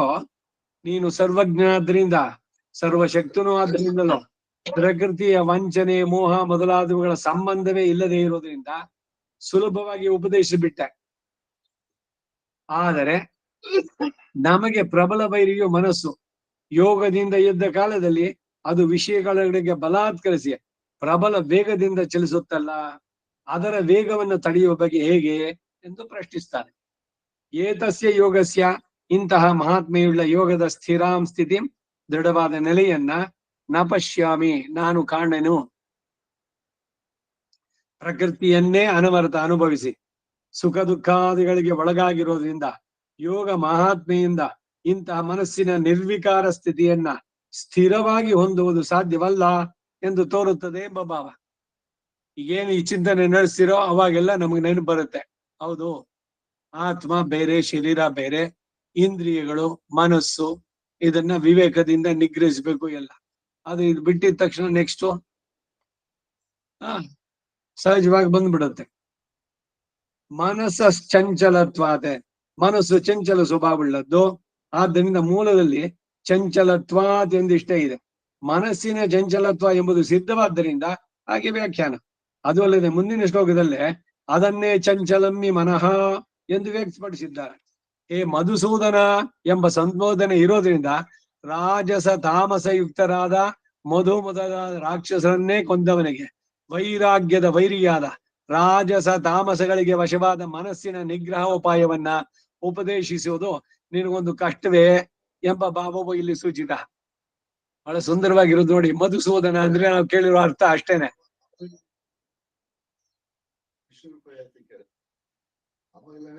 ಭಗವಂತ ಎಲ್ಲ ಇದು ಮಾಡ್ತಾನೆ ಅಂತ ಕೃಷ್ಣನಿಗೆ ಅರಿವಾಗ್ಬಿಡ್ತು. ಅವಾಗಲೇ ಇವನು ಯುದ್ಧಕ್ಕೆ ಹೋಗುವಂತ ಹೇಳ್ಬೋದು. ಇಲ್ಲ, ಅಲ್ಲಿ ಒಂದೊಂದು ಕೂಡ ಏನು ಅಂದ್ರೆ ಭಗವಂತನ ಬಗ್ಗೆ ತಿಳಿಯುತ್ತಾ ಅವನನ್ನು ನೋಡ್ಬೇಕು ಅನ್ನುವ ಬಯಕೆ ಇವನಿಗೆ ತಿಳಿವಾಯ್ತು. ಯಾರು ನಿನ್ನ ಬಗ್ಗೆ ಎಲ್ಲ ತಿಳಿಯೋಣ ಅಂತ, ನಾನು ಅದು ಎಲ್ಲದರಲ್ಲೂ ನಾನು ಇದ್ದೀನಿ. ಹಾಗಾದ್ರೆ ನಿನ್ನ ಈ ವಿರಾಟ್ ಸ್ವರೂಪನ್ನ ಒಂದ್ಸಲಿ ನೋಡ್ಬೇಕಲ್ಲ. ಸಹಜವಾಗಿ ಅದು ಬರುವಂತದ್ದು. ಈಗ ಯಾರೋ ಒಬ್ಬರ ಬಗ್ಗೆ ನಿಮ್ಗೇನೋ ಒಂಚೂರು ಇಷ್ಟ ಆಯ್ತು, ಅವ್ರ ಬಗ್ಗೆ ಹಿನ್ನೆಲೆ ಎಲ್ಲ ಕೇಳಿದ್ರೆ ಅವ್ರನ್ನ ಮಾತಾಡ್ಸಿ ಮಾಡಿ ಎಲ್ಲ ಇನ್ನೂ ಹೆಚ್ಚಿಗೆ ಪೂರ್ಣ ತಿಳಿಬೇಕು ಅನ್ನೋ ಬಯಕೆ ಸಹಜವಾಗಿ ಬರುತ್ತೋ ಇಲ್ವಾ? ಆ ರೀತಿನೆಲ್ಲ ಬಂದದ್ದಲ್ಲಿ. ಈಗ ಇವನು ಮಧುಸೂದನ ರಾಕ್ಷಸನನ್ನೇ ಕೊಂದವನು ನೀನು. ನಮಗೆ ವೈರಿಯಾಗಿರುವಂತ ಈ ರಾಜಸ ತಾಮಸ ಅವರೆಲ್ಲ ಪ್ರತಿನಿಧಿಗಳು. ಮಧುಸೂದನ ಇರೆಲ್ಲ ಆಗ್ಬೇಕಾದ್ರೆ ಪರ್ಸಾನಿಫಿಕೇಶನ್ ಆಫ್ ರಾಜಸ ತಮೋ ಗುಣ, ಅದು ರಾಕ್ಷಸರು. ಅದರ ಪ್ರತಿನಿಧಿಯಾಗಿರೋದು ನಮ್ಮ ಮನಸ್ಸು, ಇಂದ್ರಿಯಗಳು. ಇಲ್ಲಿ ಮಧುಸೂದನ ನಮ್ಮ ಇಂದ್ರಿಯಗಳನ್ನ ನಿಗ್ರಹಿಸಿ ನಮ್ಮನ್ನ ರಕ್ಷಿಸಬೇಕಾದವನು. ಅದಕ್ಕಾಗಿ ಅವನು ಮಧುಸೂದನ ಅನ್ನುವ ಭಾವ. ಅದು ಅಲ್ಲದೆ ನಿನ್ನನ್ನು ಕೃಷ್ಣ ಎಂದು ಕರೀತಾರೆ. ಹೇಗೆ ಅಂದ್ರೆ ಭಕ್ತ ಜನ ಪಾಪಾದಿ ದೋಷ ಕರ್ಷಣಾತ್, ಭಕ್ತ ಜನರ ಪಾಪ ಮೊದಲಾದ ದೋಷಗಳನ್ನೆಲ್ಲ ಸರ್ವ ಪಾಪೇಭ್ಯೋ ಮೋಕ್ಷಯಿಷ್ಯಾಮಿ ಎಂದು ಮುಂದೆ ಹೇಳಿದ ರೀತಿಯಲ್ಲಿ ಆಕರ್ಷಿಸಿದಾಗುವನು. ಕರ್ಷಣ, ಕೃಷ್ಣ ಅನ್ನೋ ಪದ ಬರೆದಿದ್ದು ಹಾಗೆ. ಪಾಪಾದಿ ದೋಷ ಕರ್ಷಣಾತ್, ಎಲ್ರದ್ದು ಅಲ್ಲ, ಯಾರವನನ್ನು ಆಶ್ರಯಿಸ್ತಾರೋ ಅವ್ರನ್ನ. ನೀವ್ ಎಲ್ರು ಮಾತಾಡ್ಸ್ತೀರಾ? ರಸ್ತೆನಲ್ಲಿ ಹೋಗ್ಬೇಕಾರೆ ಏನ್ ನಂದಕುಮಾರ್ ಚೆನ್ನಾಗಿದ್ದೀರಾ ಅಂತ ಯಾರು ಮಾತಾಡ್ಸಿದ್ರೆ ಓ ನೀವ್ ಚೆನ್ನಾಗಿದ್ದೀರಪ್ಪ ಅಂತೀರಿ. ಬೇರೆ ಎಲ್ರು ನಮಸ್ಕಾರ ಅಂದ್ರೆ ಯಾಕೋ ಅವ್ರಿಗೆ ಸ್ವಲ್ಪ ತಲೆ ಸರಿ ಇಲ್ಲ. ಲೌಕಿಕವಾಗಿ ಆಗ್ಲಿ ವೈದಿಕವಾಗಿ ಆಗ್ಲಿ ಭಗವಂತನನ್ನ ನೀವು ಮಾತಾಡ್ಸಿದ್ರೆ ಭಗವಂತ ಮಾತಾಡ್ತಾನೆ. ನೀವು ಅವನನ್ನು ಆಶ್ರಯಿಸಿದ್ರೆ ನಾನು ರಕ್ಷಿಸ್ತೀನಿ ಅಂತಾನೆ. ಅವನು ಜಗದ್ರಕ್ಷಕ ಖಂಡಿತ. ಆದ್ರೆ ನೀವು ರಕ್ಷಣೆ ಬೇಡದ್ರೆ ಅವನು ಕೊಡ್ತಾನೆ, ಇಲ್ದಿದ್ರೆ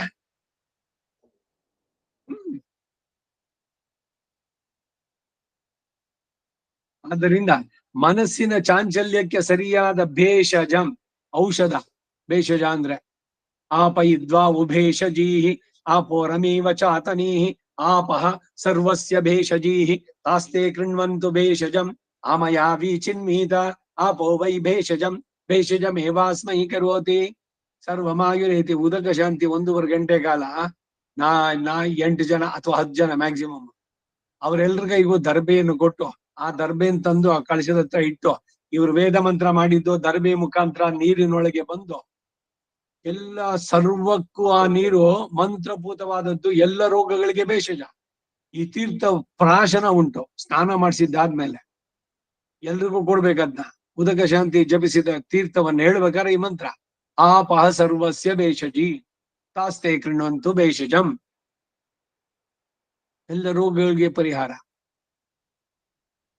ಹಾಗೆ ಈ ಮನಸ್ಸಿನ ಚಂಚಲತೆಗೆ ಔಷಧ ಏನು ಅಂತಂದ್ರೆ ಅದನ್ನು ಚೆನ್ನಾಗಿ ತಿಳಿದವನವನು. ಈ ಚಾಂಚಲ್ಯದಿಂದ ಉಂಟಾಗುವ ಭವರೋಗಕ್ಕೆ ಒಳ್ಳೆ ಔಷಧವನ್ನ ಬಲ್ಲವನು ಎಂಬ ಭಾವವು ತೋರಿ ಬರುತ್ತೆ. ತಥಾಹಿ ಮನಸ್ಸು ಹಾಗೆ ತುಂಬಾ ಚಂಚಲ ಎಂಬುದೇ ವ್ಯಕ್ತವೇ ಸರಿ. ಅನವರತಾಭ್ಯಸ್ತ ವಿಷಯೇಶ್ವಪಿ ಯಾವಾಗಲೂ ಅಭ್ಯಾಸವುಳ್ಳ ವಿಷಯ ಪ್ರವರ್ತನೆಗಳಲ್ಲೂ ಕೂಡ ಸ್ವತಃ ಏವ ತಾನಾಗಿಯೇ ಚಂಚಲವಾಗಿ ಆ ಕಾರಣದಿಂದ ಏಕತ್ರಾವಸ್ಥಾಪಯಿತು ಒಂದೇ ಕಡೆಯಲ್ಲೂ ನಿಲ್ಲಿಸಲು ಅಶಕ್ಯಂ ಮನಃ ಅಶಕ್ಯವಾದ ಮನಸ್ಸು ಪುರುಷನನ್ನ ಬಲಾತ್ ಪ್ರಮಥ್ಯ ಬಲವಂತವಾಗಿ ವ್ಯಾಕುಲಪಡಿಸಿ ದೃಢವಾಗಿ ಅನ್ಯತ್ರ ಚರಿತಿ ಬೇರೆ ಕಡೆಗೆ ದೃಢವಾಗಿ ನಮ್ಮನ್ನು ಹೇಳ್ಕೊಂಡು ಹೋಗುತ್ತೆ. ಇದು ಒಂದ್ ದಿವಸದಲ್ಲ, ಇದು ಅನೇಕ ಕೋಟಿ ಜನ್ಮಗಳಿಂದ ನಾವು ಅನಾದಿಯಾಗಿ ಬಂದಂತಹದ್ದು. ಅದು ಸುಲಭವಾಗಿ ಹೋಗಲ್ಲ. ಅದಕ್ಕೆ ಸರಿಯಾದ ಪ್ರಯತ್ನ ಆಗಬೇಕು. ಯಾಕಾಗೋಲ್ಲ ನಮಗೆ ಕಾನ್ಸಂಟ್ರೇಷನ್? ಯಾಕಾಗೋಲ್ಲ ಅಂದ್ರೆ ಇವತ್ತಿಂದಲ್ಲ, ಅದು ದೃಢವಾಗಿದೆ ನಮಗೆ. ಈಗ ಚಂಚಲತ್ವ ಹೋಗಿ ದೃಢವಾಗಿ ಮನಸ್ಥಿತಿ ಬರೋದು ಪ್ರಯತ್ನ ಪೂರ್ವಕವಾಗಿ ಮಾಡ್ಬೇಕಾದ್ದು. ಆದ್ರೆ ಸಹಜವಾಗಿ ದೃಢವಾಗಿ ಮನಸ್ಸಿನ ಚಂಚಲತೆ ಇರೋದು ನಮಗೆ ಸಹಜವಾದದ್ದು. ಒಂದು ಜನ್ಮದಿಂದ ಇನ್ನೊಂದು ಜನ್ಮಕ್ಕೆ ಬರ್ಬೇಕಾದ್ರೆ ಕಂಡಿದ್ದೆಲ್ಲ ತಿನ್ಬೇಕು, ನೋಡಿದ್ದೆಲ್ಲ ತಗೊಳ್ಬೇಕು. ಬೈಕೆಗಳು ಬೇಕೋ ಬೇಡವೋ, ನಿಮ್ ಶರೀರಕ್ಕೆ ಅದು ವಿಷವೋ ಅಮೃತವೋ. ನಾಲಿಗೆಗೆ ಸಿಹಿಯಾದದ್ದು ದೇಹಕ್ಕೆ ವಿಷ. ಆದ್ರೆ ನಾಲಿಗೆ ಬಯಸುತ್ತೆ. ಮನಸ್ಸು ಏನ್ ಮಾಡುತ್ತೆ, ಅಯ್ಯೋ ದೇಹಕ್ಕೆ ಹಾಳಾಗತ್ತಲ್ಲ ಅಂತಂದ್ರೆ ಅದಕ್ಕೇನಾದ್ರು ಪರಿಹಾರ ಔಷಧಿ ಆಮೇಲೆ ತಗೋಣ, ಈಗ ತಿನ್ಬೋಣ ಅಂತ.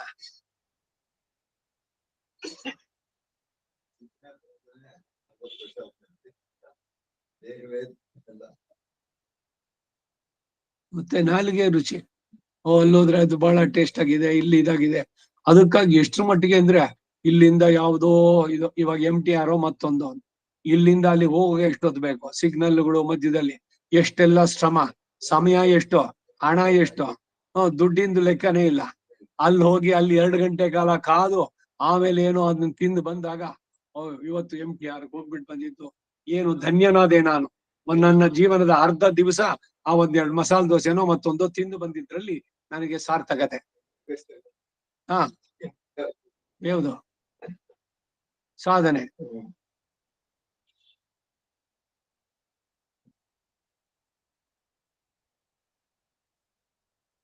ಇವರೆಲ್ಲ ವೀಕೆಂಡ್ಸ್ ಗಳಲ್ಲಿ ಹೋಗ್ತಾರಲ್ಲ, ಇದೆಲ್ಲ ಏನು ಹೇಗೆ ಅಂತ ಅಂದ್ಬಿಟ್ಟು ಕೇಳಿದ್ರೆ ಇಲ್ಲೆಲ್ಲ ಕೆಲಸ ಇದೆಲ್ಲ ಮುಗಿಸ್ ಹೋಗಿರ್ತಾರೆ. ಅಲ್ಲಿ ಯಾವ್ದೋ ಒಂದು ಪ್ರದೇಶಕ್ಕೆ ಹೋದ್ರು, ಅಲ್ಲಿ ಏನ್ ನೋಡ್ಬೇಕಾದ ಸ್ಥಳಗಳಿದೆ ಅದನ್ನ ನೋಡುವಂತ ಮನಸ್ಥಿತಿನೂ ಇಲ್ಲ. ಹೋಗ್ಬಿಟ್ಟು ಸುಮ್ನೆ ಬಿತ್ಕೊಂಡ್ ಬರ್ತಿರೋದು. 8 ಗಂಟೆಗೆ ಎದ್ದು ನಿಧಾನಕ್ಕೆ ಏನಿದೆ ತಿನ್ನೋಕೆ ಅವನ ಹತ್ರ ಏನ್ ಸಿಗತ್ತೆ, ಅದೇನು ಅದನ್ನ ಟೇಸ್ಟ್ ಮಾಡ, ಇದನ್ನ ಟೇಸ್ಟ್ ಮಾಡ, ಅದು ಇಲ್ಲಿ ಸಿಗೋಲ್ವಾ? ಇಲ್ಲಿಂದ ಅಷ್ಟು ದೂರ ರಾತ್ರಿ ಎಲ್ಲ ಡ್ರೈವ್ ಮಾಡಿ ಅಲ್ಲಿ ಹೋಗಿ ಅಲ್ಲಿ ಮಾಡಿದ್ದೇನು ಅಂದ್ರೆ 10-11 ಗಂಟೆಗೆ ಎದ್ದು ಸ್ನಾನ ಮಾಡಿದ್ವಿ, ಏನೇನ್ ಬೇಕೋ ತಿಂದಿದ್ವಿ. ಯಾವಾಗ ಸ್ನಾನ ಮಾಡಿದ್ದು? ಮಧ್ಯಾಹ್ನ 3 ಗಂಟೆಗೆ. ಆಮೇಲೆ ಮಾರನೇ ದಿವಸ ಎದ್ದು ಮತ್ತೆ ಇನ್ನು 10 ಗಂಟೆನೋ 11 ಗಂಟೆ ಡ್ರೈವ್ ಮಾಡ್ಕೊಂಡು ಬಂದಿದ್ದು. ಏನ್ ಪುರುಷಾರ್ಥ ಇವರಿಗೆ. ಹೋಗಿದ್ ಎಂಜಾಯ್ ಸರಿಯಾ ಮಾಡಿದ್ರ? ಆ ಸುತ್ತಮುತ್ತಲು ಏನೇನ್ ನೋಡ್ಬೇಕಾಗಿತ್ತು, ಮನಸ್ಸಿನ ಪ್ರಗತಿಯ ಸೌಂದರ್ಯ. ಹೋಗ್ಲಿ ಸಮುದ್ರ ತೀರಕ್ಕೋ ಇಲ್ಲ ಬೆಟ್ಟದ ಇದಕ್ಕೋ ಎಲ್ಲ ಹೋದ್ರು, ಅದನ್ನಾದ್ರೂ ಸರಿಯಾಗಿ ನೋಡ್ ಬಂದ್ರ? ಹೀಗೆ ವ್ಯರ್ಥವಾಗಿ ಹಣವನ್ನ, ಸಮಯವನ್ನ ಎಲ್ಲವನ್ನೂ ವೇಸ್ಟ್ ಮಾಡ್ತಾ ಇದ್ದಾರೆ ಅಂತ. ಅಂಡ್ ದೇ ಥಿಂಕ್ ಅಯ್ಯೋ ನಾವು ಎಂಜಾಯ್ ಮಾಡಿದ್ವಿ. ಏನ್ ಎಂಜಾಯ್ ಮಾಡಿದ್ದು? ಏನೋ ಅದು ಅಷ್ಟು ಖರ್ಚು ಮಾಡ ಬಂದ್ವಲ್ಲ ಅಂತ ಅಂದ್ಬಿಟ್ಟು ಅದೊಂದು ಸಮಸ್ಯೆ. ಅಷ್ಟು ಭ್ರಮೆಗಳು ಇಲ್ಲ. ಈಗ ಎಲ್ಲ ಹೋಗ್ಬೇಕು ಅಂತ ನಿರ್ಧಾರ ಮಾಡಿದ್ರೆ ಬೆಳಗ್ಗೆ ಎದ್ದು ಬೇಗ ಹೊರಟು ಅದರ ಸಮಯದ ಸದುಪಯೋಗ ಪೂರ್ಣವಾಗಿ ಅದನ್ನು ಉಪಯೋಗಿಸ್ಕೋಬೇಕು. ಹಾ, ಇಪ್ಪ ಇದು ಸನ್ಸೆಟ್ ಸನ್ರೈಸು ನೋಡೋದಲ್ಲ, ಇದನ್ನ ಸಂಧ್ಯಾಕಾಲ ಇದೆಯಲ್ಲ ಅದನ್ನ ನೋಡ್ಲೇಬಾರ್ದು ಶಾಸ್ತ್ರ ಪ್ರಕಾರ. ಆ ಗೊಂಬೆಯ ಇದು ಅವನು ಮಂಕುತಿಮ್ಮದಲ್ಲೂ ಹೇಳ್ತಾನೆ ಆ ನೋಡೋದಕ್ಕೆ ಅಂತ. ಇನ್ನು ಅಲ್ಲಿ ಎಲ್ಲೋ ಬೆಳಗಾದ ತಕ್ಷಣ 5 ಗಂಟೆಗೆ 4 ಗಂಟೆಗೆ ಎದ್ದು ಅಲ್ಲಿ ಹೋಗಿ ಸೂರ್ಯೋದಯ ನೋಡ್ಬೇಕು ಅಂತ ಅಲ್ಲಿ ಹೋಗ್ಬಿಟ್ಟು ಮಲ್ಗ್ಬಿಟ್ಟಿರೋದು 8 ಗಂಟೆಗೆ. ಇಲ್ಲಿಂದ ಹೋಗಿದ್ದು ಸನ್ರೈಸ್ ನೋಡಕ್ಕೆ ಅಂತ.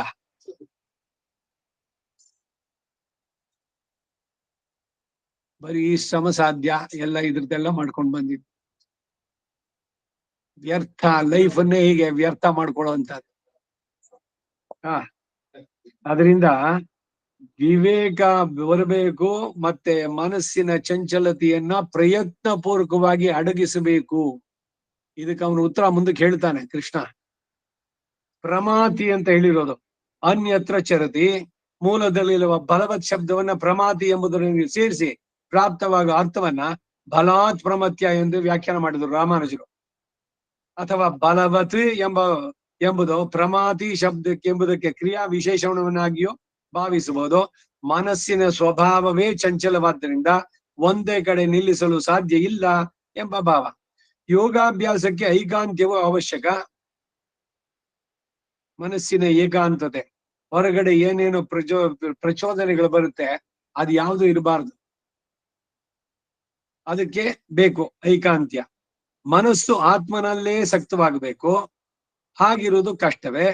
ಅದರ ನಿಗ್ರಹಕ್ಕೆ ಒಂದು ಉಪಾಯವನ್ನು ಹೇಳಲಾರೆಯ ಅನ್ನೋ ಒಂದು ಭಾವ. ಇದನ್ನೇ ಮುಂದಿನ ವಾಕ್ಯಗಳಿಂದ ತಿಳಿಸ್ತಾರೆ. ಹೀಗೆ ಸ್ವಾಭ್ಯಸ್ತ ವಿಷಯೇಶ್ವಪಿ, ಅದಕ್ಕೆ ಅಭ್ಯಾಸ ಇರುವ ವಿಷಯ ಅನುಭವಗಳಲ್ಲೂ ಕೂಡ ಚಂಚಲ ಸ್ವಭಾವಸ್ಯ, ಚಂಚಲ ಸ್ವಭಾವಯುಕ್ತವಾದಂತಹ ತಸ್ಯ ಮನಸಃ, ಆ ಮನಸ್ಸಿಗೆ ತದ್ವಿಪರೀತಾಕಾರಾತ್ಮನಿ, ಅದರ ಲಕ್ಷಣಕ್ಕೆ ವಿಪರೀತ ಸ್ವಭಾವವುಳ್ಳ ಅಥವಾ ಪೂರ್ವದಲ್ಲಿ ಅಭ್ಯಾಸ ಇಲ್ಲದಿರುವಂತಹ ಆತ್ಮನಲ್ಲಿ ಸ್ಥಾಪಯಿತು ನಿಲ್ಲಿಸಲು ಬೇಕಾದಂತಹ ನಿಗ್ರಹವು ಪ್ರಕೃತದಲ್ಲಿ ನಿಗ್ರಹವು ಯದ್ರೂಪವಾದದ್ದು ಅಂದ್ರೆ ವಿಷಯಗಳನ್ನ ತ್ಯಜಿಸಿ ಆತ್ಮನಲ್ಲೇ ನಿಲ್ಲೋ ಹಾಗೆ ಮಾಡುವಂತಹದ್ದು. ವಿಷಯಗಳಲ್ಲಿ ಅಂದ್ರೆ ಇಂದ್ರಿಯಕ್ಕೂ ವಿಷಯಗಳಿಗೂ ಸಂಬಂಧ ಇದೆಯಲ್ಲ, ಅದನ್ನ ಕತ್ತರಿಸ್ಬೇಕು. ಆದ್ದರಿಂದಲೇ ತದ್ವಿಪರೀತ ಕಾಲಾತ್ಮನಿ ಸ್ಥಾಪಯಿತು ನಿಗ್ರಹಂ ಎಂದು ವ್ಯಾಖ್ಯಾನ. ಪ್ರತಿಕೂಲಗತೆ, ಪ್ರತಿಕೂಲವಾದ ಸಂಚಾರವುಳ್ಳಂತಹ ಮಹಾವಾತಸ್ಯ, ದೊಡ್ಡ ಬಿರುಗಾಳಿ, ಚಂಡಮಾರುತ, ವ್ಯಜನಾದಿನ, ಬೀಸಣಿಗೆ ಗಾಳಿ ಮೊದಲಾದ್ದರಿಂದ ಆದಿಶಬ್ದದಿಂದ ಬಟ್ಟೆ ಕಾಗದ ಮೊದಲಾದ ಹೇಳಲ್ಪಟ್ಟಿತು. ನಿಗ್ರಹವು ಸುದುಷ್ಕರ. ಈಗ ಚಂಡಮಾರುತನೋ ಇದನ್ನೋ ಈ ಬೀಸಣಿಗೆಯಿಂದ ನಿಲ್ಸೋಕಾಗತ್ತೇನೋ? ಫ್ಯಾನು ವಿಸಿರಿ, ಅದು ಎಷ್ಟು ಪ್ರಚಂಡವಾಗಿರೋದು ಮಾರುತ, ಚಂಡಮಾರುತ ಅಂತ ಅದು. ಬಿರುಗಾಳಿ ನಿಲ್ಸೋಕ್ ಸಾಧ್ಯನೋ? ಯಾವುದರಿಂದ ಅದನ್ನು ಗಾಳಿನೇ ತಡೆದು ಬಿಡ್ತೀನಿ. ದೊಡ್ಡದಾಗಿ ಒಂದು ಕರ್ಟನ್ನು ಇದೋ, ಈಗ ಈ ಸಮುದ್ರದಲ್ಲಿ ಹಡಗುಗಳಿಗೆ ಕಟ್ಟಿರ್ತಾರಲ್ಲ ಆ ಬಟ್ಟೆ, ಆ ತರದ್ದು ಏನಾದ್ರು ಹಿಡಿದು ಏನಾದ್ರು ನಿಲ್ಸಕ್ಕಾಗತ್ತಾ? ಇನ್ನೊಂದಷ್ಟು ಫೋರ್ಸ್ ಅಲ್ಲಿ ನಿಮ್ಮನ್ನು ಕಿತ್ಕೊಂಡು ಹೋಗುತ್ತದ.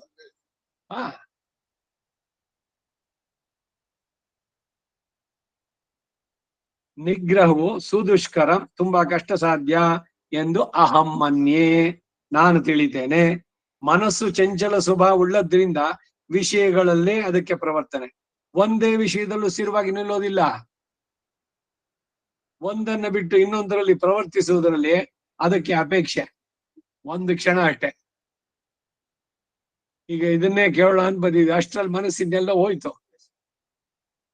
ಹೀಗಿರೋದ್ರಿಂದ ವಿಷಯಗಳನ್ನ ತ್ಯಜಿಸಿ ಆತ್ಮನಲ್ಲಿ ನಿಲ್ಲಿಸೋದು ಬಹು ಕಷ್ಟ ಸಾಧ್ಯವಾಗಿ ತೋರುತ್ತೆ. ಚಂಡಮಾರುತದ ವೇಗವನ್ನ ಒಂದು ಬೀಸಣಿಗೆ ಗಾಳಿಯಿಂದ ತಡೆಯೋದು ಹೇಗೆ ಕಷ್ಟ ಸಾಧ್ಯನೋ, ಹಾಗೆ ವಿಷಯಗಳಲ್ಲಿ ಮನಸ್ಸು ಅತಿ ವೇಗದಿಂದ ಓಡಿ ಹೋಗುವಾಗ ಅದನ್ನ ತಡೆದು ಆತ್ಮನಲ್ಲಿ ನಿಲ್ಲಿಸೋದು ತುಂಬಾ ಕಷ್ಟ ಎಂಬ ಭಾವ.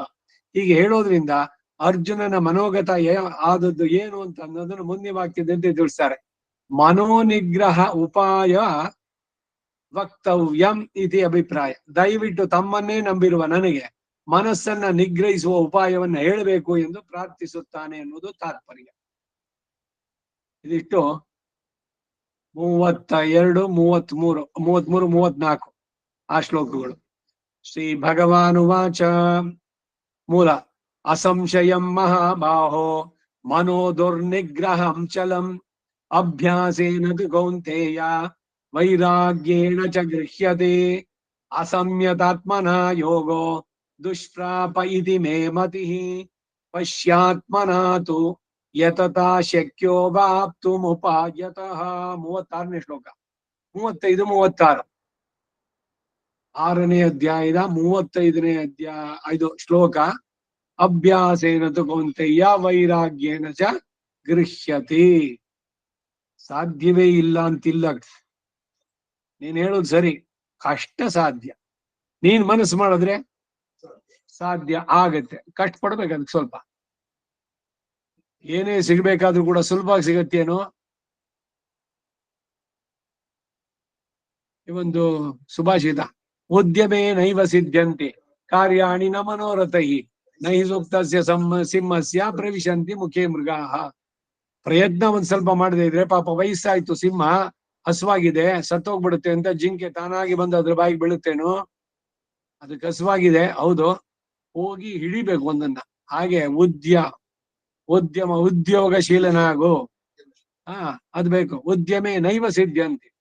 ಬರೀ ಮನೋರಥದಿಂದ ಕಾರ್ಯಾಣಿ ನ ಮನೋರಥ, ಅದಾಗ್ಬೇಕು ಇದಾಗ್ಬೇಕು ಎಲ್ಲ ಮನಸ್ಸಲ್ಲಿ ಆಗ್ಬಿಟ್ರೆ ಆಯ್ತಾ?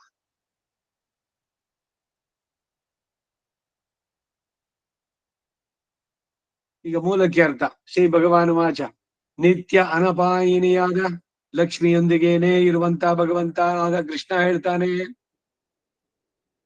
ಅಹಲಗಿಲ್ಲೇ ನೆರುವೆನ್ನೆ ಅಲರ್ಮೇಲ್ ಮಂಗೈ ಒರೆ ಮಾರ್ಬ. ಆಗಿರೋನು ಶ್ರೀಕೃಷ್ಣ. ರಾಘವತ್ವೇ ಭವೇ ಸೀತಾ ರುಕ್ಮಿಣಿ ಕೃಷ್ಣ ಜನ್ಮನಿ ಅನ್ಯೇಷು ಚ ಅವತಾರೇಶು ನಿತ್ಯ ಏಷ ಅನಪಾಯಿನಿ. ಶ್ಲೋಕ ಎಲ್ಲಿದ್ ಗೊತ್ತೇನೋ? ಇಲ್ಲ ಭಾಗವತವನ್ನೇ. ಲಕ್ಷ್ಮೀ ಸಹಸ್ರ ವೆಂಕಟಾದ್ರಿ ಹೇಳಿಕ್ರಾನೆ ಅಪೂರ ಒಂದು ಸಹಸ್ರ ಪಾರಾಯಣ ಮಾಡಿದೆ. ಅಯ್ಯೋ, ಇದು ಇಲ್ಲಿದ್ದ ಅಂತ ಅಂದ್ಬಿಟ್ಟು ಆಮೇಲೆ ಗೊತ್ತಾಗಿದೆ ನನಗೆ. ಕಡೆಯಲ್ಲಿ ಬರುತ್ತೆ ಲಕ್ಷ್ಮೀ ಸಹಸ್ರದಲ್ಲಿ. ಮಮ ಶ್ರೀಸ್ತುತಿ, ಇಂದ್ರಕೃತ ಶ್ರೀಸ್ತುತಿ ಎಲ್ಲಿದೆ ಮಮ? ಇಂದ್ರಕೃತ ಸ್ತುತಿನಲ್ಲಿ ಇದು ಬರೋದು. ಆ ಕಡೆಯಲ್ಲಿ ಅಂತಂದ್ರೆ ನಾನು ಹೇಳಿದ್ದು, ಈ ಲಕ್ಷ್ಮೀ ಸಹಸ್ರ ಇದೆಯಲ್ಲ, ಅದರಲ್ಲಿ ಅವನ ಕಡೆನ ಒಂದು ಸ್ತೋತ್ರಗಳನ್ನು ಸೇರಿಸಿದ್ದಾರೆ. ಇಂದ್ರ ಮಾಡಿದ್ದು ಒಂದು 2-3 ಶ್ಲೋಕ ಇದೆ, ಸ್ತೋತ್ರಗಳಿದೆ. ಒಂದು ನಮಸ್ತೆ ತು ಮಹಾಮಾಯೇಶಿ ಪೀಠೆ ಸ್ವರಪೂಜಿತೆ, ಇದು ಇಂದ್ರಕೃತ ಸ್ತೋತ್ರ. ಏಕಕಾಲೇ ಪಟೇ ನಿತ್ಯಂ ಮಹಾಪಾತಕನಾಶನಂ, ಇನ್ನೊಂದು ಸ್ತೋತ್ರ ಇದೆ. ಇವೆಲ್ಲ ಯಾವಾಗ ಅಂದ್ರೆ ಅವನ್ ಕಳ್ಕೊಂಡ ಎಲ್ಲದನ್ನು. ಈ ದೂರ್ವಾಸ ಮಹರ್ಷಿ ಕೊಟ್ಟ ಹೂವನ್ನು ತೆಗೆದು ಆನೆಗೆ ಹಾಕ್ದ, ಐರಾವತ ತೆಗೆದು ಕಾಯಿನಲ್ಲಿ ತೊಳೆದು ಬಿಸಾಕ್ತು, ನಿನ್ನ ಐಶ್ವರ್ಯ ಲಕ್ಷ್ಮಿ ನಾಶವಾಗ್ಲಿ ಅಂತ ಅವನ್ ಶಾಪ ಕೊಟ್ಟ. ಇವನ ಅಹಂಕಾರ ಹೋದ್ಮೇಲೆ ಬ್ರಹ್ಮನನ್ ಕೇಳ್ದ, ಏನ್ ಮಾಡ್ಲಿ, ಲಕ್ಷ್ಮಿ ಪೂಜೆ ಮಾಡು, ಅವಳ ಪ್ರೀತಿ ಇದ್ ಮಾಡ್ಕೊಂತ ಪುನಃ ಇವನಿಗೆ ಸಿಗ್ಬೇಕಾದ. ಇಂದ್ರನ ಬಗ್ಗೆ ಬಹಳಷ್ಟು ವೃತ್ತಾಂತಗಳು. ಎಷ್ಟು ಸಲ ಏಡ್ತಿದ್ರು ಮತ್ತೆ ಒಂದು ಇದೇ ಇಲ್ಲ. ನಾವು ಹಾಗೆ ಎಷ್ಟು ಎಚ್ಚರಿಕೆಯಿಂದ ಇರಬೇಕು ಅಂತ ಅವನು ಪ್ರಾರ್ಥನೆ ಮಾಡೋದು. ಏತ ಇಂದ್ರ ಭಯಾಮಹೇ ತಥೋನೋ ಭಯಂಕೃತಿ, ಇವೆಲ್ಲ ಹಾಗೆ. ಸೊ ಆ ಲಕ್ಷ್ಮೀ ಸಹಸ್ರಮ್ಮು ಇವ್ರು ರಂಗಾಚಾರ ಮಾಡಿದ್ದು ದೊಡ್ಡ ಗ್ರಂಥ ಅದು. ಅದು ಪೂರ ಓದ್ಬೇಕಾದ್ರೆ ಕಡೆಯಲ್ಲಿ ಬರುತ್ತೆ ಅಂತ ಹೇಳಿದ್ನಲ್ಲ, ಇವ್ರು ಎಕ್ಸ್ಟ್ರಾ ಹೇಳಿದ್ರು. ಆ ಸ್ತೋತ್ರ ಇಂದ್ರಕೃತವಾದ್ದು ಇದೆ. ಇನ್ನು ಇವೆಲ್ಲ ಸೇರಿಸಿದ್ದಾರೆ ಅದ್ರಲ್ಲಿ. ಈಗ ಮಹಾಲಕ್ಷ್ಮಿಯನ್ನು ಗುರ್ತಿರುವಂತ ಸ್ತೋತ್ರಗಳು ಯಾವ್ಯಾವುದು? ಎಲ್ಲವೂ ಕೂಡ ಅವಳನ್ನೇ ಇದ್ ಮಾಡೋದು. ಶ್ರದ್ಧಾ ಸೂಕ್ತ, ಮೇಧಾ ಸೂಕ್ತ, ಗೊತ್ತೈತೆ, ಶ್ರೀ ಸೂಕ್ತ, ಭೂ ಸೂಕ್ತ, ನೀಳಾ ಸೂಕ್ತ, ಇವುಗಳೆಲ್ಲ. ಹಾಗೆ ಸ್ತೋತ್ರ ಸಾಹಿತ್ಯದಲ್ಲಿ ಶ್ರೀ ಸ್ತುತಿ, ಭೂಸ್ತುತಿ, ಗೋದಾಸ್ತುತಿ, ಶ್ರೀ ಸ್ತವ ಕುರೇಶ್ವರದು, ಶ್ರೀ ಗುಣರತ್ನ ಕೋಶ, ಇವೆಲ್ಲವೂ ಕೂಡ ಮಹಾಲಕ್ಷ್ಮಿಯನ್ನು ಕೊಂಡವಳದೇನೆ. ಪಂಗುನಿ ಉತ್ತರಂ, ಆ ಸಂದರ್ಭದಲ್ಲಿ ಇದನ್ನ ನಾನು ನೋಡಿದ್ದು.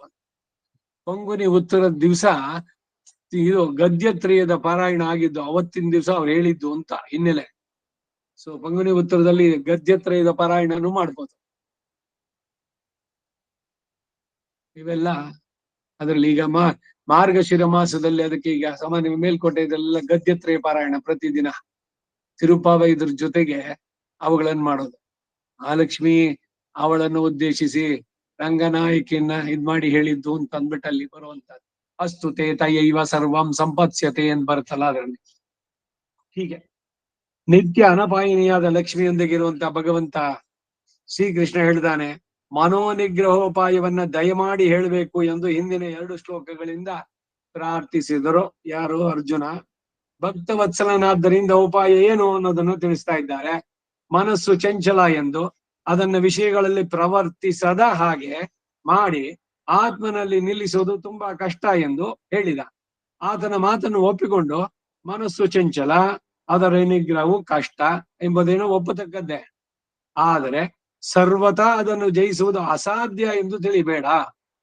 ಜಯಿಸುವ ಉಪಾಯವನ್ನು ಹೇಳ್ತೇನೆ ಕೇಳು ಎಂದು ಅರ್ಧಾಂಗೀಕಾರವಾಗಿ ಅಸಂಶಯಂ ಎಂದು ಉತ್ತರವನ್ನ ಶ್ರೀಕೃಷ್ಣ ಭಗವಾನ್ ಹೇಳ್ತಾರೆ. ಸತ್ಯಂ ಎಂಬ ಪದ ಪೂರ್ವ ಪಕ್ಷಕ್ಕೆ ಸಮಾಧಾನ ಹೇಳುವಾಗ ಹೀಗೆ ಅರ್ಧಾಂಗೀಕಾರ ಸೂಚಕವ, ಹಾಗೆ ಇಲ್ಲಿ ಅಸಂಶಯಂ ಎಂಬ ಪದ ಸತ್ಯಂ ಎಂಬ ಅರ್ಥದಲ್ಲಿ ಉಪಯೋಗಿಸಲ್ಪಟ್ಟಿದೆ. ಹೇ ಮಹಾಬಾಹೋ, ಶತ್ರುಗಳನ್ನು ಸುಲಭವಾಗಿ ಗೆಲ್ಲುವ ಮಹತ್ತಾದ ಬಾಹು ಪರಾಕ್ರಮ ಉಳ್ಳವನೇ, ಪರಮ ಶತ್ರುವಾದ ಮನಸ್ಸನ್ನ ಗೆಲ್ಲುವ ಮನೋನಿಗ್ರಹ ಅಷ್ಟು ಸುಲಭವಲ್ಲ ಎಂಬ ಭಾವ ಸೂಚಿತ. ಮನಸ್ಸು ನೀನು ಹೇಳಿದ ಹಾಗೆ ಚಲಂ, ಚಂಚಲವಾದದ್ದು. ಆದ್ದರಿಂದಲೇ ದುರ್ನಿಗ್ರಹಂ, ಜಯಿಸಲು ಕಷ್ಟತರವಾದದ್ದು. ವಿಷಯ ಪ್ರಾವಣ್ಯವನ್ನ ತಪ್ಪಿಸಿ ಆತ್ಮನಲ್ಲಿ ಸ್ಥಿರವಾಗಿ ನಿಲ್ಲಿಸುವುದು ಕಷ್ಟ ಎಂಬುದು ಅಸಂಶಯಂ. ಅದು ನಿಸ್ಸಂದೇಹ, ಹೌದು, ನೀನ್ ಹೇಳೋದು ಕರೆಕ್ಟ್. ಆದರೆ ಅದನ್ನು ನಿಗ್ರಹಿಸುವ ಉಪಾಯವೇ ಇಲ್ಲ ಅಂತಲ್ಲ, ಬಹಳ ಕಷ್ಟ, ಒಪ್ಕೊಳ್ತೀನಿ. ಆದ್ರೆ ಆಗೋದೇ ಇಲ್ಲ ಅಂತಿಲ್ಲ. ಉಪಾಯವನ್ನ ಉತ್ತರಾರ್ಧದಿಂದ ಹೇಳ್ತಾರೆ. ಹೇ ಕೌಂತೆಯ, ನಮ್ಮ ಅತ್ತೆಯ ಪುತ್ರನಾಗಿ ಧರ್ಮಿಷ್ಠನಾಗಿರೋದ್ರಿಂದ ನಿನಗೆ ಹಿತೋಪದೇಶ ಮಾಡೋದು ಯುಕ್ತವಾದ್ದರಿಂದ ಹೇ ಅರ್ಜುನನೇ, ಅಭ್ಯಾಸೀನತು, ಆತ್ಮಚಿಂತನದಲ್ಲೇ ಮನಸ್ಸು ಇಡುವ ಅಭ್ಯಾಸ. ಏನ್ ಅಭ್ಯಾಸ? ಅಭ್ಯಾಸ ಏನದು ಕೌಂತಯ್ಯ ಅಂದ್ರೆ, ಅಲ್ಲಲ್ಲ, ಆತ್ಮ ಶರೀರ ಇದೆಲ್ಲಕ್ಕಿಂತ ಬೇರೆಯಾದ್ದು. ಆತ್ಮಕ್ಕೆ ಇದು ಸಂಬಂಧಿಸಿದ್ದಲ್ಲ, ಯಾತಾತ್ಮ ಜ್ಞಾನ ಇದೆಯಲ್ಲ ಅದರ ಜೊತೆಗೆ. ಮತ್ತು ವೈರಾಗ್ಯೇಣ ಚ, ಐಹಿಕ ವಿಷಯಗಳಲ್ಲಿ ಆಸೆಯನ್ನ ತೊರೆಯೋದು. ನೀವು ಆತ್ಮ ಚಿಂತನೆಯಲ್ಲಿ ಮನಸ್ಸು ಮಾಡಿದಾಗ ಸುಖ ದುಃಖ ಎಲ್ಲದಿಂದ ಬಿಡುಗಡೆ, ಅದು ಬಹಳ ಮುಖ್ಯವಾಗಿ ಬರಬೇಕಾದ. ತೊರೆಯೋದ್ರಿಂದಲೂ ಸಹ ಗೃಹ್ಯತೆ, ನಿಗ್ರಹಿಸಲ್ಪಡುತ್ತೆ. ಬಾಹ್ಯ ಸುಖಗಳು ಅಲ್ಪವಾದದ್ದು, ಅಸ್ಥಿರವಾದದ್ದು. ಅದಕ್ಕೇನೆ ಇಲ್ಲಿನ ಸುಖ ಇದನ್ನೆಲ್ಲ ಹೇಳೋದು ದುಃಖಜನ್ಯ, ದುಃಖ ಮಿಶ್ರ, ದುಃಖ ಮೂಲ, ದುಃಖದಲ್ಲೇ ಪರ್ಯಾವಸಾನ. ಹಾಗಾಗಿ ದುಃಖ ಮಿಶ್ರಗಳು, ದುಃಖೋದರ್ಕಗಳು ಇತ್ಯಾದಿ ಅವಗುಣಗಳು ಅವುಗಳಲ್ಲಿ ಇರೋದ್ರಿಂದ ಆತ್ಮನ ನಿತ್ಯತ್ವ, ಜ್ಞಾನತ್ವ, ಆನಂದತ್ವ, ಅಮಲತ್ವ, ಅಕರ್ಮವಶ್ಯತ್ವ ಮೊದಲಾದ ಗುಣ ಅಷ್ಟಕಗಳ ಮೂಲಕ ಸುಗುಣಾಕರತ್ವ ಬರೋದ್ರಿಂದ ತದ್ಧ್ಯಾನವು ನಿರತಿಶಯ ಆನಂದಾವಹವಾದ್ದರಿಂದ, ಆನಂದವನ್ನೇ ಕೊಡುವಂತಹದ್ದು. ಆವಹ ಮನಸ್ಸನ್ನ ಬಾಹ್ಯದಲ್ಲಿ ಪ್ರವರ್ತಿಸದ ಹಾಗೆ ಮಾಡಿ ವೈರಾಗ್ಯವನ್ನ ಹೊಂದಬಹುದಾದ್ದರಿಂದಲೂ ಮನಸ್ಸನ್ನ ಅಂತಹ ಆತ್ಮನಲ್ಲಿ ನಿಲ್ಲಿಸುವ ಅಭ್ಯಾಸದಿಂದಲೂ ಅದನ್ನು ಜಯಿಸಬಹುದು ಎಂಬುದು ಅಥವಾ ತಾತ್ಪರ್ಯ. ಆದ್ದರಿಂದ ಯೋಗ ಸಿದ್ಧಿಯು ಯಾರಿಗೆ ಅಸಾಧ್ಯ, ಯಾರಿಗೆ ಸಾಧ್ಯ ಅನ್ನೋದನ್ನು ತಿಳಿಸ್ತಾರೆ.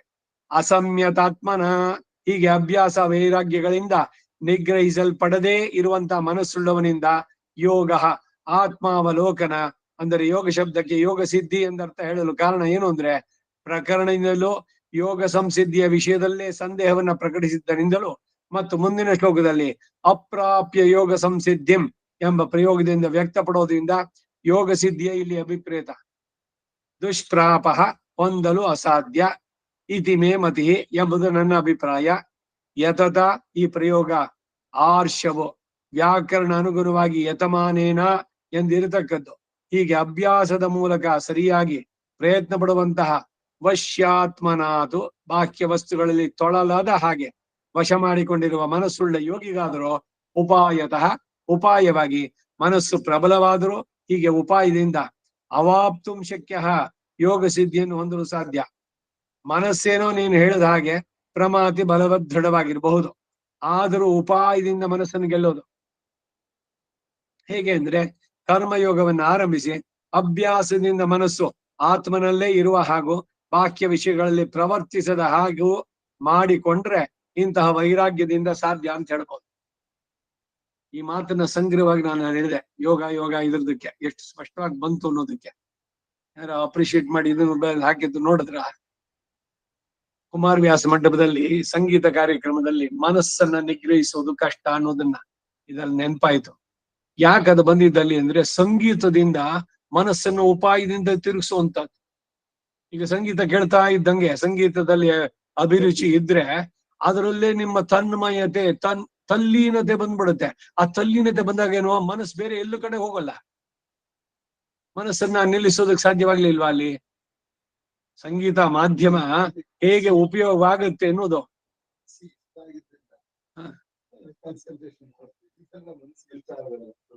ಅದಕ್ಕೇನೆ ಏನು ಅಂದ್ರೆ ಮೊದಲು ಅಧ್ಯಾತ್ಮವನ್ನ ಇಷ್ಟಪಡ್ಬೇಕು, ಭಗವಂತನನ್ನ ಇಷ್ಟಪಡ್ಬೇಕು. ಅಂದ್ರೆ ಜನ್ಮ ಕರ್ಮ ಚ ಮೇ ದಿವ್ಯಂ ಯೋ ವೇತ್ತಿ ತತ್ವತಃ ಅಂತ ಹೇಳಿದ್ನಲ್ಲ, ಅವನಿಗೆ ಪುನರ್ಜನ್ಮ ಇಲ್ಲ ಅಂತ ಹೇಳಿದ್ದಾನೆ. ಅದರಿಂದ ಭಗವಂತನ ಬಗ್ಗೆ ತಿಳಿಯೋಣ, ಭಗವಂತ ಹೇಳಿದ ಮಾತುಗಳು ಅದರ ಬಗ್ಗೆ ಆಸಕ್ತಿಯಿಂದ ತಗೋಣ. ಹೀಗೆ ಮನಸ್ಸನ್ನ ಅದರಲ್ಲಿ ನೀವು ಕೇಂದ್ರೀಕರಿಸಿದ್ರೆ ಸಾಧ್ಯವಾಗತ್ತೆ. ಅದೇ ರೀತಿ ಇಲ್ಲಿ ಏನು ಗೊತ್ತಾ, ಅದಕ್ಕೇನೆ ಯಾವಾಗ ಅದನ್ನ ಮನಸ್ಸನ್ನ ಮಕ್ಕಳಂತೆ ಲಾಲಿಸಬೇಕು ಅಂತ.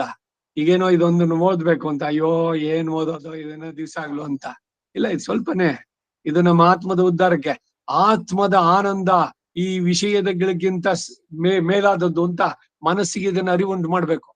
ಏನೋ ಒಂದು ಸಿಹಿಯನ್ನ ತಿನ್ನೋದ್ರಲ್ಲಿರೋ ಸಂತೋಷಕ್ಕಿಂತ ಅಧ್ಯಾತ್ಮದ ಚಿಂತನೆ ಇದು ನಮ್ಮ ಆತ್ಮದ ಉದ್ಧಾರಕ್ಕಾಗತ್ತೆ. ಅದು ತಿಂದ್ರೇನೋ ನಾಲ್ಗೆಗೆ ರುಚಿ ಆಗುತ್ತೆ, ಅದ್ರ ದೇಹಕ್ಕೆ ಅದರಿಂದ ಇದನ್ನ ವಸ್ತು ವಿಚಾರ ಕಾಮಹ ಅನ್ನೋದನ್ನ ನಿಗ್ರಹಿಸೋದಕ್ಕೆ ವಸ್ತು ವಿಚಾರ. ಹಾಗೆ ಮನಸ್ಸಿನ ಚಂಚಲತೆ ಬಿಡಿಸೋದಕ್ಕೆ ಅದನ್ನು ಒಳ್ಳೆಯದರಲ್ಲಿ ತೊಡಗಿಸಿ. ಇನ್ ಹಿಂದೆನೂ ಒಂದ್ಸಲಿ ಈ ಮಾತು ಹೇಳಿದ್ದೆ ನಾನು. ಏನಂತಂದ್ರೆ, ಈಗ ನಾಮ ಸಂಕೀರ್ತನೆ ಭಜನೆ ಮಾಡ್ತಾ ಕೂತ್ಕೊಂಡಿದ್ದೀನಿ, ಅಥವಾ ಸ್ತೋತ್ರವನ್ನು ಹೇಳ್ಬೇಕು ನಿರಂತರ ಪ್ರತಿದಿನ ಸಂಧ್ಯಾವನೆ ಆದ್ಮೇಲೆ ವಿಷ್ಣು ಸಹಸ್ರನಾಮ ಹೇಳೋಣ. ಅಭ್ಯಾಸದಿಂದ ಬಂದಾಗ ಆ 108 ಶ್ಲೋಕ ಹೇಳ್ಬೇಕಾದ್ರೆ 1-2 ಶ್ಲೋಕದಲ್ಲಾದ್ರೂ ನಿಮ್ ಮನಸ್ಸು ಭಗವಂತನಲ್ಲಿ ನಿಲ್ಲೋಲ್ವೇ? ಪ್ರಯತ್ನ ಅದು ನಿರಂತರವಾಗಿ ಆಗ್ತಾ ಇದ್ದಾಗ, ಓಹೋ ನಾ ವಿಷ್ಣು ಸಹಸ್ರನಾಮ ಹೇಳ್ತಾ ಇದ್ದೀನಿ, ಈ ಶ್ಲೋಕಕ್ಕೆ ಮುಂದಿನ ಶ್ಲೋಕ ಅದು ಬರುತ್ತೆ. ಯಾವಾಗ ಈ ರೀತಿ ಅಭ್ಯಾಸ ಮನಸ್ಸು ಕೊಡ್ತೀರೋ ಅವಾಗ ಆ ಮನಸ್ಸು ಕೆಟ್ಟ ಯೋಚನೆನೋ ಇಲ್ಲ ಇನ್ಯಾರ ಮೇಲೋ ಪ್ರತೀಕಾರ ತಗೋಬೇಕು ದ್ವೇಷವೋ ಯಾವುದಕ್ಕೂ ಅಲ್ಲಿ ಅವಕಾಶನೇ ಇಲ್ಲ. ಸೊ ಮನಸ್ಸನ್ನ ಒಳ್ಳೆದ್ರಲ್ಲಿ ತೊಡಗಿಸ್ಬಿಟ್ರೆ ಆಟೋಮೆಟಿಕ್ ಆಗಲಿ ಕೆಟ್ಟದಿಂದ ಬಿಡುಗಡೆ ಆಗೋಯ್ತು. ಇದು ಒಂದು ರೀತಿನಲ್ಲಿ ಏಕಾಗ್ರತೆಯನ್ನು ಪಡಿಬೇಕಾದ್ರೆ ಇವುಗಳೆಲ್ಲ ಮನಸ್ಸಿನ ಚಂಚಲತೆಯನ್ನು ಬಿಡಿಸೋದಕ್ಕೆ ಕಾರಣವಾಗುತ್ತೆ.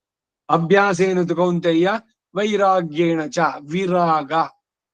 ಬಯಕೆಗಳು ಆಸೆಗಳು ಇವುಗಳನ್ನ ಹೊರಗಿನ ವಿಷಯಗಳಲ್ಲಿ ಅದನ್ನ ಬಿಡಬೇಕು. ಏನು ಎಲ್ರು ಹೋಗ್ತಾ ಇದ್ದಾರೆ ಫಸ್ಟ್ ನೋಡ್ಬೇಕು ಆ ಮೂವಿನ ಇದ್ರದನ್ನ ಅಂತ. ಈಗ ಒಂದ್ ಉದಾಹರಣೆಗೆ ಏನು ಅಂತದೆ ಆರ್ಟಿಕಲ್ 370 ಅದೊರ ಸಿನಿಮಾ ಒಂದಂಗ இவளுக்கு போய் பார்த்துட்டு வந்தா ரொம்ப நல்லா இருக்கு. நான் எல்லாம் சொல்லி அப்புறம் இவன் ஹாத்துக்கு வந்து பின்ன பெரிய பிள்ளை காட்டுச்சோம் அது பாரு இந்த ಚಾನಲ್ ಇರ್ಕನ್ನ ಪಾಕ್ಲಾನಿ. ಇನ್ನೂ ನಾನು ನೋಡಕ್ ಹೋಗಿಲ್ಲ ಅದನ್ನ. ಯಾಕೆ ಅಂದ್ರೆ ನನಗೆ ಏನು ಅದು ನೋಡಿದ್ರೆ ಏನೋ I have not last anything ಅಂತ.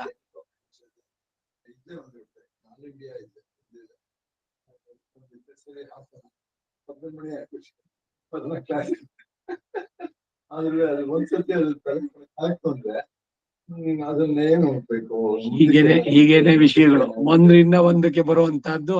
ಅದ್ರಲ್ಲಿ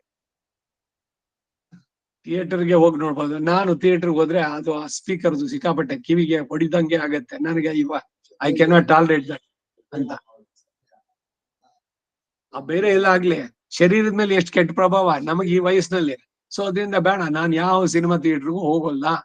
ಅದು ಎಷ್ಟೇ ಚೆನ್ನಾಗಿರ್ಲಿ, ಅದು ಬರೀ ಇಷ್ಟೇ ಅಲ್ಲ, ಯಾವ್ದೋ ಲೌಕಿಕವಾದ್ದು ಏನೋ ಮಹಾಭಾರತವೋ ಮತ್ತೊಂದೋ ಇನ್ನೇನೋ ಬಂತು ಅಷ್ಟಾದ್ರೂ ಕೂಡ ಅಷ್ಟೇ. ಆ ಶಬ್ದ ಇದು ಇವುಗಳು ಹೀಗೆ ಯಾಕೆ ಅಲ್ಲಿ ಹೋಗೋಲ್ಲ?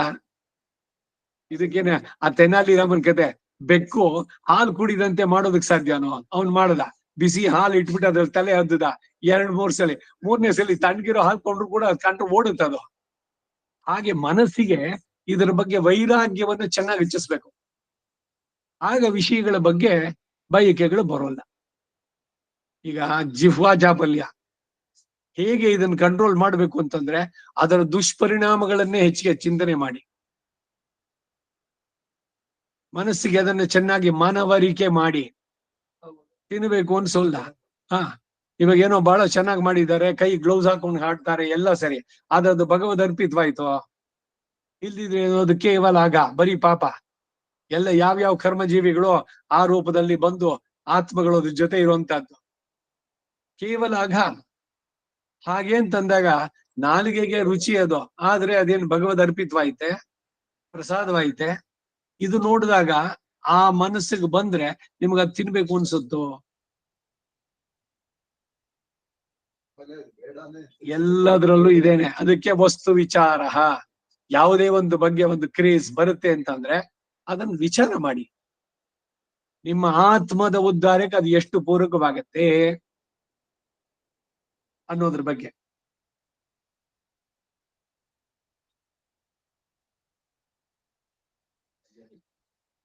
ಅಂಜಲಿ ಆಚೆ ಇದಲ್ಲಿಗೆ ನಿಲ್ಸ್ಕೊಂಡ ಇದು ಅವಾಪ್ತುಂ ಶಕ್ಯ ಇತಿ ಮೇ ಮತಿ, ನನ್ನ ಅಭಿಪ್ರಾಯ. ಈ ಅಪ್ರಾಪ್ಯ ಯೋಗ ಸಂಸಿದ್ಧಿಂ ಯಾರಿಗಿದು ಸಾಧ್ಯ ಅನ್ನೋದನ್ನ ಹೇಳ್ಬೇಕಾದ್ರೆ ಅಸಂಯತಾತ್ಮನ, ಹೀಗೆ ಅಭ್ಯಾಸ ವೈರಾಗ್ಯಗಳಿಂದ ನಿಗ್ರಹಿಸಪಡದೆ ಇರುವಂತಹ ಮನಸ್ಸುಳ್ಳವನಿಂದ ಯೋಗ, ಈ ಯೋಗ ಶಬ್ದಕ್ಕೆ ಯೋಗ ಸಿದ್ಧಿ ಎಂದರ್ಥ ಹೇಳಲು ಕಾರಣ ಏನು ಅಂದ್ರೆ, ಪ್ರಕರಣದಿಂದಲೂ ಯೋಗ ಸಂಸಿದ್ಧಿಯ ವಿಷಯದಲ್ಲೇ ಸಂದೇಹ ಪ್ರಕಟಿಸುವುದರಿಂದಲೂ ಮತ್ತು ಮುಂದಿನ ಶ್ಲೋಕದಲ್ಲಿ ಅಪ್ರಾಪ್ಯ ಯೋಗ ಸಂಸಿದ್ಧಿಂ ಎಂಬ ಪ್ರಯೋಗ ವ್ಯಕ್ತಪಡಿದ್ದರಿಂದಲೂ ಯೋಗ ಸಿದ್ಧಿಯೇ ಇಲ್ಲಿ ವಿಪರೀತ. ದುಷ್ಪ್ರಾಪ, ಹೊಂದಲು ಅಸಾಧ್ಯ. ಯಾರು ಮನಸ್ಸನ್ನ ನಿಗ್ರಹಿಸದೆ ಇದ್ರೆ ಅಂತವ್ರಿಗಾಗೋಲ್ಲ. ಅದಕ್ಕೇನೆ ಯೋಗವನ್ನ ಮಾಡ್ಬೇಕು. ಮೊದಲು ಬೈಹಿಕ ಎಕ್ಸರ್ಸೈಸಸ್ ಅಂತ ಆದ್ರೂ ಕೂಡ ಆ ನಿಯಂತ್ರಣ ನಿರಂತರವಾಗಿ ಮಾಡ್ತಾ ಮನಸ್ಸುಗಳು ಯೋಗ ಚಿತ್ತ ವೃತ್ತಿ ನಿರೋಧ, ಪ್ರಧಾನವಾಗಿ ಮನಸ್ಸಿನ ಚಂಚಲತೆಯನ್ನ ನಿರೋಧಿಸೋದಕ್ಕೆ ಅದು ಕಾರಣ, ಪೂರಕವಾಗುತ್ತೆ. ಅದರಿಂದ ಸ್ವಜಾಗದಲ್ಲೇ ನಿಲ್ಸ್ಕೊಂಡಿರೋಣ.